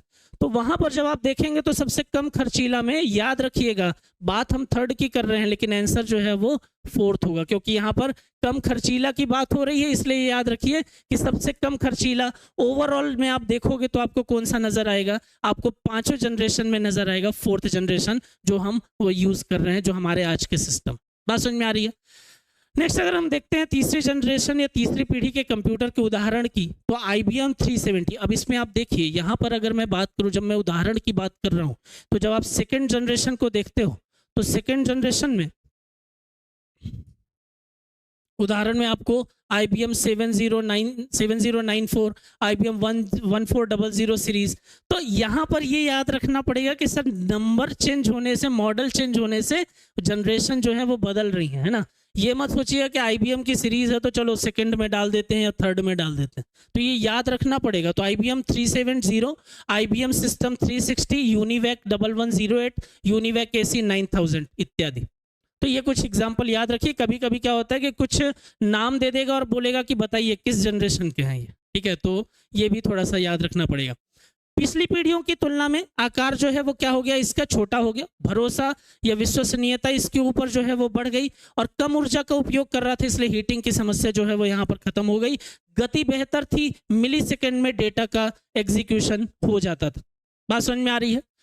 थर्ड जनरेशन को में टेक्नोलॉजी को रिप्लेस किए, आईसी को रिप्लेस करके क्या यूज किया, माइक्रो प्रोसेसर का यूज किया।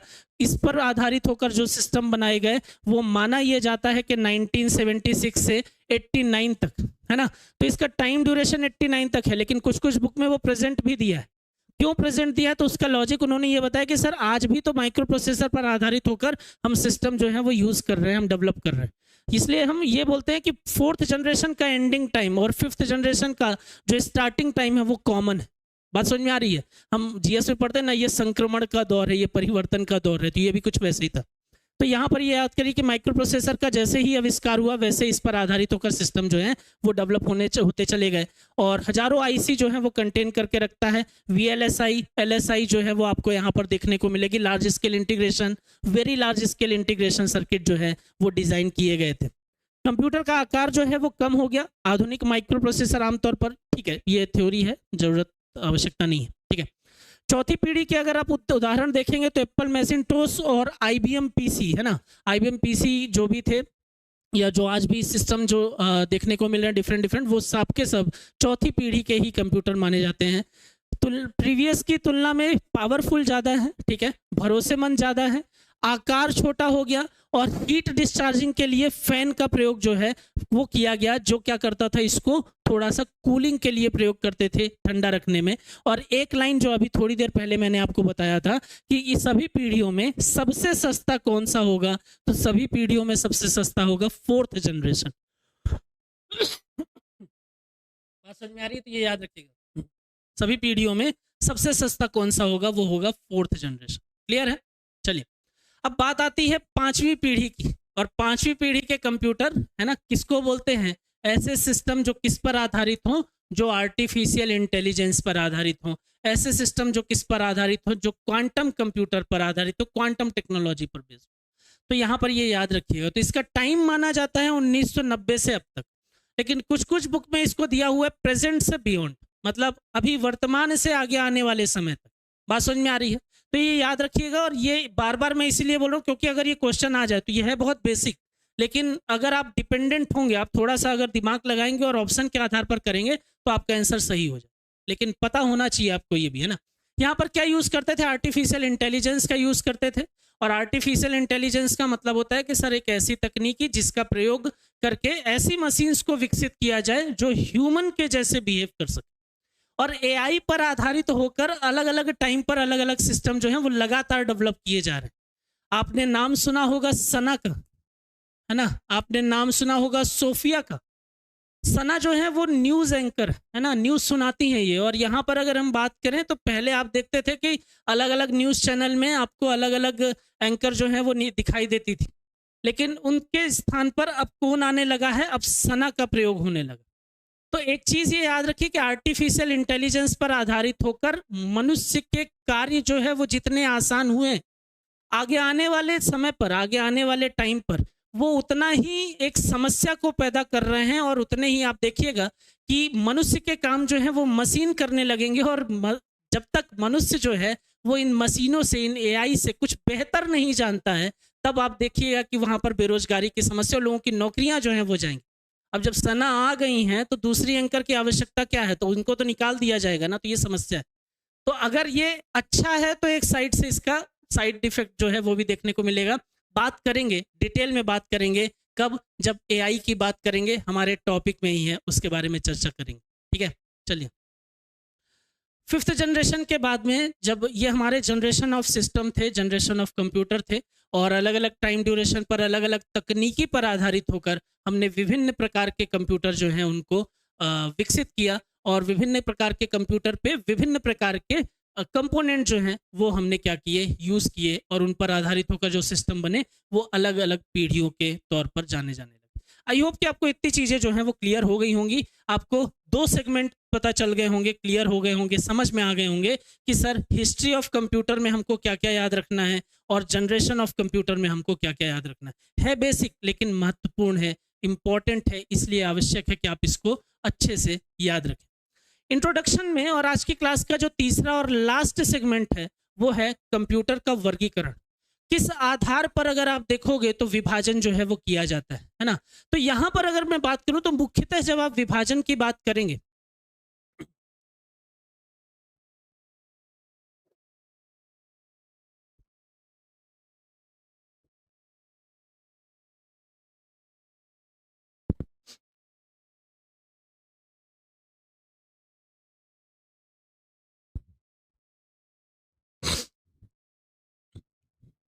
अब देखिए कंप्यूटर के वर्गीकरण की अगर हम बात करें, कंप्यूटर के विभाजन की अगर हम बात करें, तो यहां पर मैं एक चार्ट बना देता हूं तो आपको चीजें समझ में आ जाएंगी। क्लासिफिकेशन ऑफ कंप्यूटर, ठीक है।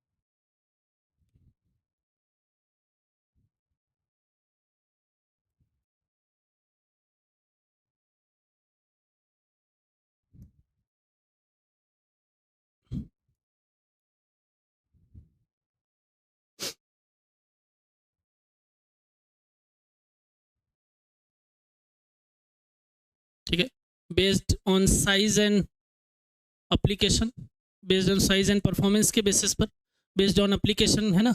और एक अगर आप देखोगे तो हालांकि 2 ही डिवीजन आप देखिए, ठीक है, या अगर आप देखिए तो पर्पस के बेसिस पर बोल दिया जाता है ना, कि किस उद्देश्य से, है ना, उद्देश्य के आधार पर।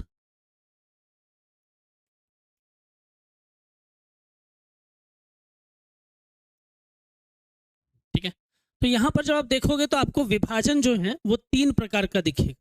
एक आपको दिखेगा आकार और प्रदर्शन के आधार पर, मतलब कि साइज और परफॉर्मेंस के बेसिस पर। ठीक, दूसरा आपको दिखेगा एप्लीकेशन के बेसिस पर, मतलब कि अनुप्रयोग के आधार पर, कि कहां पर किस प्रकार से किन कंप्यूटर का प्रयोग करते हैं। और एक्चुअल में इन्हीं का पार्ट जो है वो उद्देश्य के अंतर्गत आ जाता है, लेकिन विभाजन कहीं कहीं पर अलग है, इसलिए मैं आपको अलग से बता रहा हूं कि उद्देश्य के आधार पर।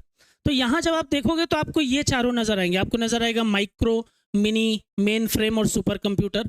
इसमें आप देखेंगे तो आपको नजर आएगा सर एनालॉग कंप्यूटर, डिजिटल, और तीसरा आपको नजर आएगा हाइब्रिड, राइट। और यहां पर जब आप देखोगे तो 2 नजर आएंगे। एक आपको नजर आएगा सामान्य उद्देश्य, और दूसरा आपको आएगा विशिष्ट उद्देश्य। बात समझ में आ रही है? तो मुख्यतः विभाजन जो है वो इतने प्रकार में है, एक एक करके हम उनके बारे में चर्चा करेंगे। सबसे पहले अगर हम विभाजन की बात करें और सबसे पहले अगर हम चर्चा करें तो किसके बेसिस पर, हम आकार या प्रदर्शन के बेसिस पर अगर हम बात करते हैं, मेमोरी साइज के बेसिस पर अगर हम बात करते हैं, तो मुख्यतः 4 विभाजन जो है वो यहाँ पर नजर आते हैं। सबसे पहले micro computer, mini computer, main frame computer या बिग आयरन के नाम से भी ये जाना जाता है, और सुपर कंप्यूटर के नाम से भी इसको हम जानते हैं। आइए देखते हैं कि करके, और जो बेसिक चीजें हैं उसको हम देखते हैं। तो माइक्रो कंप्यूटर किसको बोलते हैं? माइक्रो कंप्यूटर उसको बोलते हैं जो एक कंप्यूटर है जो एक माइक्रो प्रोसेसर का उपयोग केंद्रीय प्रसंस्करण इकाई के रूप में करता है, और मेन फ्रेम कंप्यूटर और मिनी कंप्यूटर के कंपेयर में आप क्या करेंगे, तुलना अगर करेंगे तो वो क्या होगा, साइज में छोटा होगा। और यहाँ पर मेनली एक अगर आप देखेंगे तो सिंगल यूजर मल्टीटास्किंग या सिंगल यूजर सिंगल टास्किंग के तौर पर ये सिस्टम जो है वो देखे जाते हैं। आसान भाषा में अगर मैं बात करूं तो आज के सिस्टम जो हम यूज करते हैं वो माइक्रो कंप्यूटर की कैटेगरी में आते हैं। कि सर आज हम जो लैपटॉप यूज कर रहे हैं, डेस्कटॉप यूज कर रहे हैं, मोबाइल यूज कर रहे हैं, वो सब के सब जो है वो किस कैटेगरी में आ रहे हैं, वो हमारे माइक्रो कंप्यूटर के। एक टाइम पर एक व्यक्ति जो है वो डिफरेंट डिफरेंट फंक्शन को क्या कर रहा है, एग्जीक्यूट कर रहा है, एप्लीकेशन का यूज कर रहा है, तो वो क्या है, वो माइक्रो कंप्यूटर है। इससे जब आप साइज को बड़ा देखेंगे तो आता है मिनी कंप्यूटर। मिनी कंप्यूटर को सामान्य तौर पर यह बोला जाता है कि सर एक मिनी कंप्यूटर वैसे कंप्यूटर होते हैं जो एट अ टाइम लगभग अगर आप देखोगे तो 200 यूजर तक उसको क्या कर सकते हैं, एक्सेस कर सकते हैं। यहाँ पर अगर आप देखेंगे तो लगभग 200 यूजर तक उसको क्या कर सकते हैं, एक्सेस कर सकते हैं। कहाँ पर इसका प्रयोग होता है? रिसर्च सेंटर में, स्कूल वगैरह में, कॉलेज में, ऑनलाइन एग्जाम वगैरह में, जहाँ पर आप देखेंगे तो किसका यूज करते हैं, मिनी कंप्यूटर जो है उनका प्रयोग किया जाता है। थर्ड अगर आप देखें तो आता है main frame computer. Main frame computer में एक इंपॉर्टेंट और महत्वपूर्ण पॉइंट जो है वो ये आता है कि इसको एक और नाम से जानते हैं। किस नाम से जानते हैं? तो इसको हम बोलते हैं big iron computer. Big iron computer सामान्य तौर पर अगर आप देखेंगे तो किसी कॉरपोरेट के द्वारा या गवर्नमेंट ऑर्गेनाइजेशन के द्वारा इनका प्रयोग जो है वो किया जाता है, या कंपनीज के द्वारा इसका प्रयोग जो है वो किया जाता है। एक टाइम पर मल्टीपल यूजर जो है वो एट अ टाइम इसको क्या करते हैं, एक्सेस करते हैं। यहाँ पर आपको एक चीज ये देखने को मिलेगी, जैसे अगर मैं इसका एग्जांपल दूं कि जैसे मान लीजिए कि अभी छुट्टियां थी और आप लोग अपने घर गए थे, तो आपने क्या किया, आपने ट्रेन का टिकटिंग वगैरह की, तो आपने IRCTC की साइट पर गए और उस साइट पर आपने क्या किया, टिकट बुक किया। अब सिर्फ आप ही नहीं हो जो उस टाइम ड्यूरेशन पर टिकट बुक कर रहे हो ना, आपके साथ साथ मैं भी हूं, आप मेरे साथ साथ कोई और भी है या कोई और है। और अगर हम देखें तो पूरे इंडिया पर अगर हम देखें तो हो सकता है कि एक ही टाइम पर मल्टीपल पर्सन जो है वो क्या करें, वो उस सिस्टम का यूज करें, उस IRCTC की साइट का यूज करें। तो यहाँ पर आप देखोगे तो ऐसे सिस्टम, ऐसी कंप्यूटर जो साइज में काफी बड़े होते हैं और एक समय पर लगभग अगर आप बात करो, संख्या तो हम निर्धारित नहीं कर सकते, बहुत ज्यादा संख्या में लोग जो हैं वो इसको एक्सेस कर सकते हैं। बिग आयरन के नाम से जानते हैं। मेनली कंपनीज, कॉर्पोरेट या फिर गवर्नमेंट संस्थानों के द्वारा, सरकारी संगठनों के द्वारा इसका प्रयोग जो है वो किया जाता है। कहाँ पर करते हैं? तो इसका यूज अगर आप देखेंगे हवाई रेल टिकट या वेतन गणना प्रणाली की अगर आप बात करोगे, है ना, तो वहां पर आप देखेंगे तो हम मेन फ्रेम सिस्टम का प्रयोग करते हैं। तो ये याद रखिएगा, इसमें क्या क्या याद रखना है। एग्जांपल देखिए, IBM Z series system Z9, ठीक है। और अगर आप मिनी कंप्यूटर की बात करेंगे तो आप ये याद रखिए कहाँ पर, कंपनी में, रिसर्च सेंटर में, स्कूल में आदि जगहों पर, जहां पर लगभग 200 यूजर तक एट अ टाइम इसको क्या कर सकते हैं, एक्सेस कर सकते हैं। फिर आता है मोस्ट इंपॉर्टेंट, जिसमें कुछ चीजें याद रखने वाली हैं, कुछ चीजें समझने वाली हैं। क्या क्या है? सुपर कंप्यूटर किसको बोलते हैं? सर स्पीड में काफी बड़े होंगे और किसी पर्टिकुलर स्पीड में काफी फास्ट होंगे, साइज में काफी बड़े होंगे, और किसी पर्टिकुलर सेगमेंट के लिए, किसी पर्टिकुलर सेक्टर के लिए क्या किया जाएगा, इसका डेवलपमेंट जो है वो किया जाएगा। तो यहाँ पर देखिए कि विशेष अनुप्रयोगों के लिए प्रयोग किए जाने वाले सिस्टम होते हैं।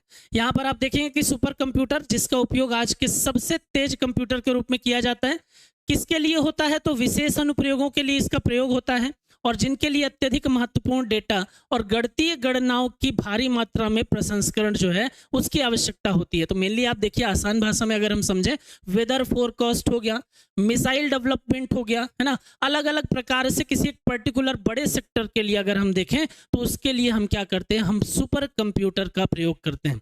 अब मैंने आपको पहली स्लाइड में एक पॉइंट बताया था कि सर जब आप कंप्यूटर की बात कर रहे हैं तो एक क्वेश्चन ये भी देखने को मिलता है कि सर किस मेजरमेंट जो है वो किससे होता है, तो याद रखिए उसकी स्पीड का मेजरमेंट गीगाहर्ट्ज से होता है। लेकिन जब आप सुपर कंप्यूटर की बात करेंगे तो यहाँ पर क्या आ जाता है, यहाँ पर आता है पेटाफ्लॉप्स।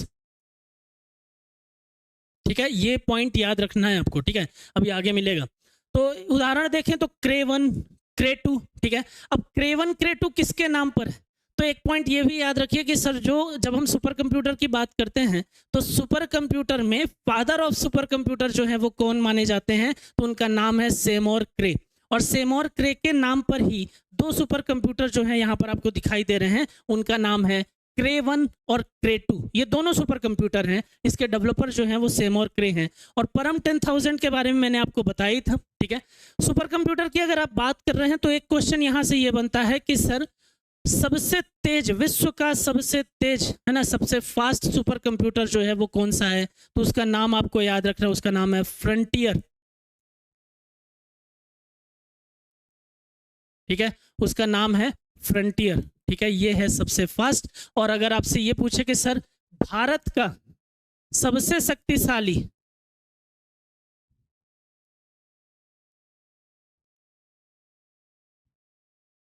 इंडिया में कौन सा है, तो भारत का सबसे शक्तिशाली सुपर कंप्यूटर जो है वो किस नाम से जाना जाता है, वो जाना जाता है ऐरावत के नाम से वर्तमान में। बात समझ में आ रही है, तो ये भी एक पॉइंट जो है वो याद रखिएगा। अगर आपसे विश्व का पूछे तो आप नाम याद रखिए फ्रंटियर, और सबसे तेज जो है वो फ्रंटियर है। और अगर आपसे भारत का पूछे सबसे शक्तिशाली, तो वो आप नाम याद रखना है ऐरावत। बात समझ में आ रही है। चलिए नेक्स्ट, अगर हम इसी में बात करें सुपर कंप्यूटर में, तो कुछ और भी चीजें जो हैं वो आपको जाननी जरूरी है। सुपर कंप्यूटर की अगर हम स्पीड के कैलकुलेशन की बात करें कि स्पीड की गणना जो है वो किस में की जाती है, तो यहाँ पर लिखा हुआ है फ्लॉप्स। फ्लॉप्स का मतलब होता है फ्लोटिंग पॉइंट ऑपरेशन पर सेकंड। यहाँ पर फ्लॉप्स को बोलते हैं फ्लोटिंग पॉइंट ऑपरेशन पर सेकंड। और आजकल फ्लॉप्स के स्थान पर किसका प्रयोग हो रहा है, पेटाफ्लॉप्स का प्रयोग हो रहा है। तो आप ये वर्ड जो है वो याद रखिएगा, किसका प्रयोग करते हैं कैलकुलेशन के लिए, पेटाफ्लॉप्स का प्रयोग करते हैं। ये बहुत ज्यादा इंपॉर्टेंट है, याद रखिएगा। और अभी थोड़ी देर पहले मैंने आपको बताया था कि कौन, तो मैंने बोला था सेमोर क्रे। सेमोर क्रे वही व्यक्ति हैं जिनको हम सुपर कंप्यूटर का जन्मदाता के नाम से जानते हैं, सुपर कंप्यूटर के जनक के रूप में जानते हैं। तो देखिए इस छोटे से टॉपिक से, छोटा सा पोर्शन है सुपर कंप्यूटर, लेकिन कितने इंपॉर्टेंट पॉइंट जो हैं वो बन गए। तो ये सारे पॉइंट जो हैं वो याद रखिएगा। और स्लाइड में पूरी कोशिश की गई कि इससे रिलेटेड जितनी भी चीजें हैं जो एग्जाम के पॉइंट ऑफ व्यू से जरूरी हैं वो आपको यहाँ पर दे दें, ताकि आपसे अगर इससे संबंधित कोई भी क्वेश्चन आए तो वो आप गलत ना करो और आपका नंबर जो है वो सही हो जाए। अब यहाँ पर एक चीज आप ये याद रखिए, अब हो क्या रहा है, अब जब हम सुपर कंप्यूटर के फील्ड में चीजों का डेवलपमेंट कर रहे हैं, साथ ही साथ हम आर्टिफिशियल इंटेलिजेंस का डेवलपमेंट कर रहे हैं, तो एआई का डेवलपमेंट जैसे जैसे हो रहा है। अच्छा, एक चीज इसको कुछ इस तरीके से समझा जा सकता है कि पहले के टाइम ड्यूरेशन पर हमारे देश में विभिन्न संस्थान जो R&D के फील्ड पर काम कर रही हैं, रिसर्च एंड डेवलपमेंट के फील्ड पर काम कर रही हैं, वो जो भी डेवलपमेंट करती थी उनके बारे में लोगों को और स्टूडेंट को, विद्यार्थियों को बहुत कुछ समय के बाद या बहुत समय के बाद उसके बारे में जानकारी जो है वो उनको प्राप्त होती थी। तो इसके लिए अभी गवर्नमेंट ने क्या किया है, सरकार ने क्या किया है, 2010 में एक नेटवर्क इस्टेब्लिश किया गया जिसको NKN नाम दिया गया। ठीक है, इसको बोला गया नेशनल नॉलेज नेटवर्क। और नेशनल नॉलेज नेटवर्क के अंतर्गत अगर आप देखेंगे तो एक कॉन्सेप्ट जो है वो डेवलप किया गया और बोला गया कि हम क्या तैयार कर रहे हैं, हम सुपर कंप्यूटर ग्रिड बना रहे हैं। ठीक है, हमने क्या बनाया, हमने सुपर कंप्यूटर ग्रिड बनाया। और सुपर कंप्यूटर ग्रिड के अंतर्गत, इस नेशनल नॉलेज नेटवर्क के अंतर्गत हम क्या कर रहे हैं, हम देश का जो भी R&D डिपार्टमेंट, ठीक है, और देश के जो हायर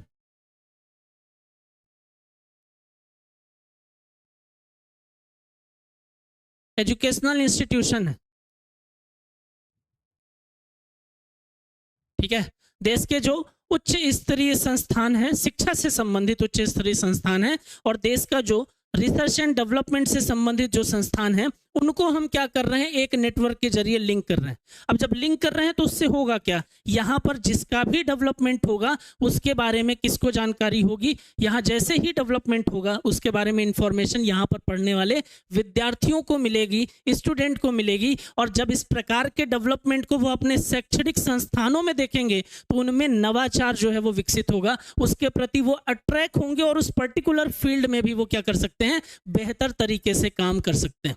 तो एक बेहतर कदम है और इसके जरिए क्या किया जा रहा है, एजुकेशन के फील्ड को भी थोड़ा सा और ज़्यादा इनोवेटिव किया जा रहा है और ज़्यादा इनोवेशन की तरफ लेकर जाया जा रहा है। बात समझ में आ रही है? तो ये याद रखिएगा, सुपर कंप्यूटर को राष्ट्रीय ज्ञान नेटवर्क या नेशनल नॉलेज नेटवर्क NKN के नाम से जाना जाता है कि विस्तार के माध्यम से राष्ट्रीय सुपर कंप्यूटर ग्रिड के साथ जो है वो जोड़ा जा रहा है। और NKN एक उच्च गति के नेटवर्क के माध्यम से शैक्षणिक संस्थानों और R&D प्रयोगशालाओं को क्या करता है, जोड़ता है। तो यहाँ पर एक की पॉइंट जो है वो जरूर याद रखेंगे, NKN जो है उसका फुल फॉर्म अपने आप में बहुत ज़्यादा इंपॉर्टेंट है, तो वो भी आपको याद रखना पड़ेगा। तो याद रखिएगा कि national knowledge network, super computer grid और R&D और हायर एजुकेशनल इंस्टीट्यूशन या उच्च स्तरीय शैक्षणिक संस्थान जो हैं उनको क्या किया जा रहा है, लिंक किया जा रहा है, ताकि आगे भविष्य के लिए बेहतर तरीके से कदम उठाए जा सके, नवाचार को प्रेरित किया जा सके, विद्यार्थियों में इस प्रकार की प्रवृत्ति जो है वो भी विकसित की जा सके। बेहतर कदम है, बेहतर तरीके से।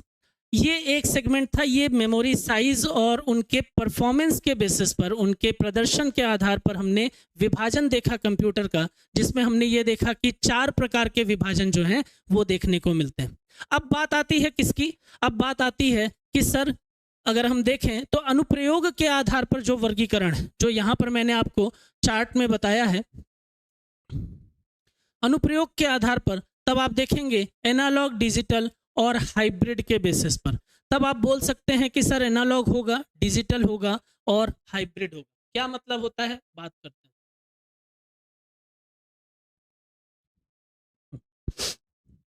अब देखिए, अब यहां पर अगर हम बात करें तो दूसरा जो डिवीजन है इसका वो किस आधार पर है, वो है अनुप्रयोगों के आधार पर। और अनुप्रयोगों के आधार पर विभाजन जो है वो किस प्रकार से है, तो पहला विभाजन क्या बोला, यहाँ पर ये बोला कि सर पहला विभाजन जो है वो किसमें है, वो है एनालॉग कंप्यूटर। एनालॉग कंप्यूटर किसको बोलते हैं, एनालॉग कंप्यूटर उसको बोलते हैं सर जो किसमें काम करते हैं, वेब फॉर्म पर काम करते हैं। बात समझ में आ रही है? यहाँ पर मेनली इसका प्रयोग जो है वो कहाँ पर किया जाएगा, तो जब हमको तापमान मेजर करना हो, स्पीडोमीटर वगैरह में इसका यूज होता है। अग्नि नियंत्रण प्रणाली जो है वहां पर इसका यूज करते हैं, दबाव के मेजरमेंट के लिए, मात्रा या क्वांटिटी के लिए, वोल्टेज का मापन करना है, विमान का वजन देखना है, संतुलन कंप्यूटर के तौर पर इसका अनुप्रयोग जो है वो देखने को मिलता है। और उदाहरण में आप स्पीडोमीटर जानते हैं, सिस्मोग्राफ जानते हैं। पहले के टाइम ड्यूरेशन पर जहां पर लाइट के फ्लक्चुएशन होते थे, वहां पर टीवी और फ्रिज को उस फ्लक्चुएशन से बचाने के लिए जो स्टेबलाइजर का यूज किया जाता था, वो भी एनालॉग कंप्यूटर का ही एग्जाम्पल है। बात समझ में आ रही है? तो वो कंप्यूटर जो एनालॉग फॉर्म पर काम करते हैं उसको हम, वो कंप्यूटर जो वेव फॉर्म पर काम करते हैं उसको हम एनालॉग कंप्यूटर बोलते हैं। डिजिटल की अगर हम बात करें, डिजिटल कंप्यूटर ऐसे कंप्यूटर होते हैं जो बाइनरी पर काम करते हैं, 1 और 0, मतलब कि आज के कंप्यूटर जो किस पर काम कर रहे हैं, जो बाइनरी नंबर पर या बाइनरी फॉर्म में काम कर रहे हैं, उसको हम क्या बोलते हैं, डिजिटल। और इसका तीसरा टाइप हाइब्रिड। हाइब्रिड का मतलब तो आपको क्लियर है कि सर जहां पर भी हाइब्रिड आएगा उसका सीधा सा मतलब है कि 2 या 2 से ज़्यादा चीज़ों का कॉम्बिनेशन। अब यहाँ पर कॉम्बिनेशन किन चीज़ों का, तो कॉम्बिनेशन सर एनालॉग का और कॉम्बिनेशन सर 1 और 0 का, मतलब कॉम्बिनेशन डिजिट का भी और कॉम्बिनेशन वेव फॉर्म का भी। सर ऐसे ही सिस्टम होते हैं क्या, बिल्कुल होते हैं। अगर आपने ईसीजी मशीन देखी हो, बात समझ में आ रही है, अगर आपने ईसीजी मशीन देखी होगी तो आपको पता चलेगा कि ईसीजी मशीन में आपको, ईसीजी मशीन में आपको थोड़ा सा ब्लर है फोटो, ठीक है, यहाँ पर अगर आप देखिए तो एनालॉग है, अगर आप देखेंगे, ठीक है, इसमें नहीं है, अगर आप देखेंगे ईसीजी मशीन तो वहाँ पर आप देखेंगे हॉस्पिटल वगैरह में जब आप जाते हो तो एक मशीन जो है वो लगी हुई है यहाँ पर मान लीजिए, और उस पर आपकी लाइन जो है वो आड़ी टेढ़ी दिखाई दे रही है ना, और यहाँ पर कुछ नंबर जो है वो भी दिखाई दे रहे हैं, 190.4 समथिंग लाइक दैट। तो यहाँ पर आपको एक पता चलता है कि सर एक ऐसी मशीन जहाँ पर वेब फॉर्म भी है और वहाँ पर डिजिटल फॉर्म भी है, कॉम्बिनेशन है, तो उसको हम क्या बोलते हैं, उसको हम बोलते हैं हाइब्रिड कंप्यूटर। बात समझ में आ रही है? तो याद रखिएगा कि सर हाइब्रिड कंप्यूटर वैसे होते हैं जहां पर एनालॉग प्लस डिजिटल का कॉम्बिनेशन जो है वो नजर आता है। डिजिटल कंप्यूटर का एग्जांपल आप देखोगे तो मैकबुक, लैपटॉप, डेस्कटॉप जो है वो इसके एग्जांपल हैं, मैंने बता ही दिया है आपको, ठीक है। और हाइब्रिड कंप्यूटर के अगर आप एग्जांपल देखोगे तो कहाँ पर इसका यूज होता है, तो ईसीजी मशीन, डायलिसिस वगैरह में इसका प्रयोग जो है वो आपको देखने को मिल जाएगा। क्लियर है? चलिए, कंप्यूटर के अगर उपयोग की बात करते हैं, कहाँ पर इसका प्रयोग होता है, तो आज के टाइम पर तो आप कोई भी सेक्टर उठा दीजिए और कोई सी भी सेक्टर पे आप टिक कर दीजिए तो वो आपको कंप्यूटर के प्रयोग का सेक्टर जो है वो देखने को मिलेगा। मतलब कहने का ये है कि हर क्षेत्र पर आजकल कंप्यूटर का प्रयोग जो है वो किया जा रहा है। फिलहाल अगर यहाँ पर पॉइंट के बेसिस पे बात करें तो कमर्शियल फील्ड या वाणिज्यिक क्षेत्र पर इसका प्रयोग जो है वो किया जा रहा है। वाणिज्यिक क्षेत्र इन द सेंस कि अगर मैं इंडस्ट्री की बात करूं या ई कॉमर्स की बात करूं, हर जगह पर आपको क्या दिखाई दे रहा है, कंप्यूटर का प्रयोग दिखाई दे रहा है। इंडस्ट्रियल डेवलपमेंट के लिए भी इसका प्रयोग हो रहा है, रोड ट्रैफिक कंट्रोल के लिए, है ना। और कंप्यूटर क्या वहां पर तो रोबोटिक्स का प्रयोग जो है वो भी हो रहा है, ठीक है। और आप मुझे कमेंट करके भी बता सकते हैं, बता दीजिएगा कि मध्य प्रदेश के किस शहर पर, है ना, एक रोबो ट्रैफिक कंट्रोलर जो है वो क्या किया गया है, वो इस्टेब्लिश किया गया है। इंपॉर्टेंट है अपने आप में वो, ठीक है। नेटवर्किंग में यूज होता है, एजुकेशन में हम कर ही रहे हैं, डिजिटल बोर्ड का यूज हो रहा है, आप अपने मोबाइल, लैपटॉप, डेस्कटॉप का प्रयोग कर रहे हो। ई टिकटिंग वगैरह में यूज हो रहा है, गेम्स में हो रहा है, ई गवर्नेंस या ई कॉमर्स जैसी जो चीजें हैं वहां पर। और अगर मैं डायरेक्टली बोलूं तो आज वर्तमान में हर क्षेत्र जहां पर भी, मतलब मैक्सिमम सेक्टर, है ना, कुछ बचे हुए क्षेत्र ऐसे होंगे, बाकी उनके अलावा जितने क्षेत्र हैं सभी जगहों पर हम कंप्यूटर का प्रयोग करते हैं, उनका उपयोग करते हैं। नेक्स्ट अगर विशेषताओं की अगर मैं बात करता हूं तो विशेषताओं में आप देखिए तो इसकी स्पीड जो है ना, ह्यूमन बीइंग के कंपेयर में अगर मनुष्य उस काम को करेगा तो थोड़ा सा चीजें स्लो होंगी, टाइम कंज्यूमिंग होंगी, लेकिन यहाँ पर स्पीड जो है वो फास्ट होती है। एक्यूरेसी जो है वो बेहतर होती है, स्टोरेज फैसिलिटी है, वर्सेटाइल है और रिलायबल होता है, हम भरोसा भी उसके ऊपर कर सकते हैं। बात समझ में आ रही है? चलिए नेक्स्ट अगर हम देखते हैं तो इसकी कुछ सीमाएं होती हैं। क्या सीमाएं? सीमाएं ये कि सर ये जो सिस्टम है, ये जो कंप्यूटर है, इसकी डिपेंडेंसी लाइट के ऊपर है। अगर लाइट गई तो काम खत्म। बात समझ में आ रही है? अब आपको लगेगा कि सर हम तो बैटरी का यूज करते हैं ना, हम तो लाइट का प्रयोग करते ही नहीं है। तो अगर बैटरी का यूज करें तो बैटरी गई तो काम खत्म। तो ले दे के आपकी डिपेंडेंसी पावर के ऊपर है, ले दे के आपकी डिपेंडेंसी इलेक्ट्रिसिटी के ऊपर है। तो यहाँ पर आप देखोगे तो सिस्टम की पहली लिमिटेशन, पहली सीमा यही होती है कि इसकी निर्भरता जो है, इसकी डिपेंडेंसी जो है वो इलेक्ट्रिसिटी पर देखने को मिलती है। इफेक्ट फ्रॉम वायरस, वायरस ये कोरोना वायरस ह्यूमन बीइंग को अफेक्ट करता है और कंप्यूटर को अफेक्ट करने के लिए जो वायरस हैं वो विभिन्न प्रकार के हो सकते हैं। जैसे एक इंटरेस्टिंग वायरस का मैं नाम आपको बताता हूँ और आप मुझे बताएंगे कि ये कब डेवलप हुआ था। इसका नाम है आई लव यू, ठीक है। तो ये कंप्यूटर वायरस है, ठीक है। आप भविष्य में जब भी इसको सुने तो आप समझ जाइए कि ये वायरस अटैक है। तीसरा अगर हम बात करें तो लैक ऑफ इमोशन, है ना, भावनाओं का अभाव होता है इसमें। अगर आप रोबोटिक्स की ही बात करें तो आपने फंक्शन दिए हुए हैं और चीज़ों को एग्जीक्यूट कर रहा है सिस्टम, लेकिन ह्यूमन बीइंग के जैसे इमोशंस जो है वो उस पर देखने को नहीं मिलेंगे। तो लैक ऑफ इमोशंस जो है वो भी लिमिटेशन के तौर पर आप देख सकते हैं, ठीक है। तो ये हमारा इंट्रोडक्शन का एक पोर्शन था जो आपके लिए ज़रूरी था, एक बेस के तौर पर भी और एग्जाम के पॉइंट ऑफ व्यू से भी। और इसके बाद हम दूसरे टॉपिक पर पहुंचेंगे। हम कल की क्लास में कुछ और भी टॉपिक जो हमारे हैं उनको कवर करेंगे और उनके बारे में चर्चा करेंगे। लगातार जो है वो पिछले 10 सालों के एमपीपीएससी के प्रीलिम्स और मेंस के प्रश्नों की श्रृंखला जो है वो शेयर की जा रही है। आपको पहले ही कर दी गई, जब ये पूरा हमारा प्रोजेक्ट जो है वो शुरू हुआ था ऑनलाइन क्लासेस का और ये जो सेगमेंट स्टार्ट हुआ था, तभी हमने लगभग, अगर आप देखेंगे तो 17 अक्टूबर के आसपास हमने ये क्या कर दिया था, शेयर कर दिया था। तो वहाँ पर आपके पास में क्वेश्चन है, आप उनके आंसर जो है वो लिख कर और हमसे शेयर कर सकते हैं, हम उससे चीज़ों को चेक कर सकते हैं। दूसरा इसमें ये याद रखिए कि एमपीपीएससी की अगर हम बात करें तो आरएम सिविल सर्विसेज एकेडमी के यूट्यूब चैनल पर आपको कुछ प्री के पॉइंट ऑफ व्यू से जो महत्वपूर्ण चीज़ें हैं, जो आपको एडिशनल मार्क्स दिला सकती हैं और जो आपके एग्जाम को रोक भी सकती हैं अगर आप उसको कवर करके नहीं जाते हैं तो वैसे महत्वपूर्ण टॉपिक को आरएम सिविल सर्विसेज एकेडमी के यूट्यूब चैनल पर भी कवर किया जा रहा है। और अभी आपको क्या मिल जाएगा, जो पार्ट 1 है, ठीक है, मध्य प्रदेश की प्रमुख कल्याणकारी योजनाएं वो चलाई जा रही हैं और डेली आपको ये मतलब वीडियो जो है वो उसका मिल जाएगा। तो इस टॉपिक को आप वहाँ से क्या कर सकते हैं, कवर कर सकते हैं। इसके बाद अगर हम बात करते हैं तो डेली मतलब 1000 MCQs जो हैं वो आपको कवर कराए जाएंगे, और छोटे छोटे सेगमेंट में अगर आप देखेंगे तो आपको MCQs जो है वो मिल जाएंगे। ICT के MCQs जो है वो भी आपको आरएम सिविल सर्विसेज एकेडमी के यूट्यूब चैनल पर मिल जाएंगे। डेली कराए जा रहे हैं 10-10 MCQ करके, डेली MCQs जो है वो कराए जा रहे हैं। आप वहाँ से भी थोड़ी सी प्रैक्टिस जो है वो जरूर करते रहिए।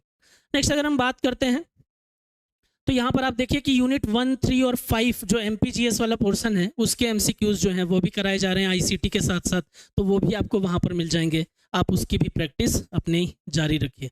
तो कॉन्सेप्ट तो पढ़ेंगे ही, कॉन्सेप्ट के साथ साथ अगर हम बात करें तो यहाँ पर ये याद रखिए कि कॉन्सेप्ट के साथ साथ प्रैक्टिस भी जरूरी है। आप ऑब्जेक्टिव वगैरह जो हैं वो भी करते रहिए, हम भी डिस्कस करेंगे। पहले कुछ टॉपिक जो है वो कवर कर लें, साथ ही साथ हमारे यूट्यूब चैनल पर भी ऑब्जेक्टिव जो है वो कराए जा रहे हैं, और फिर हम क्लास में भी कुछ ऑब्जेक्टिव जो हैं उनको भी डिस्कस करेंगे।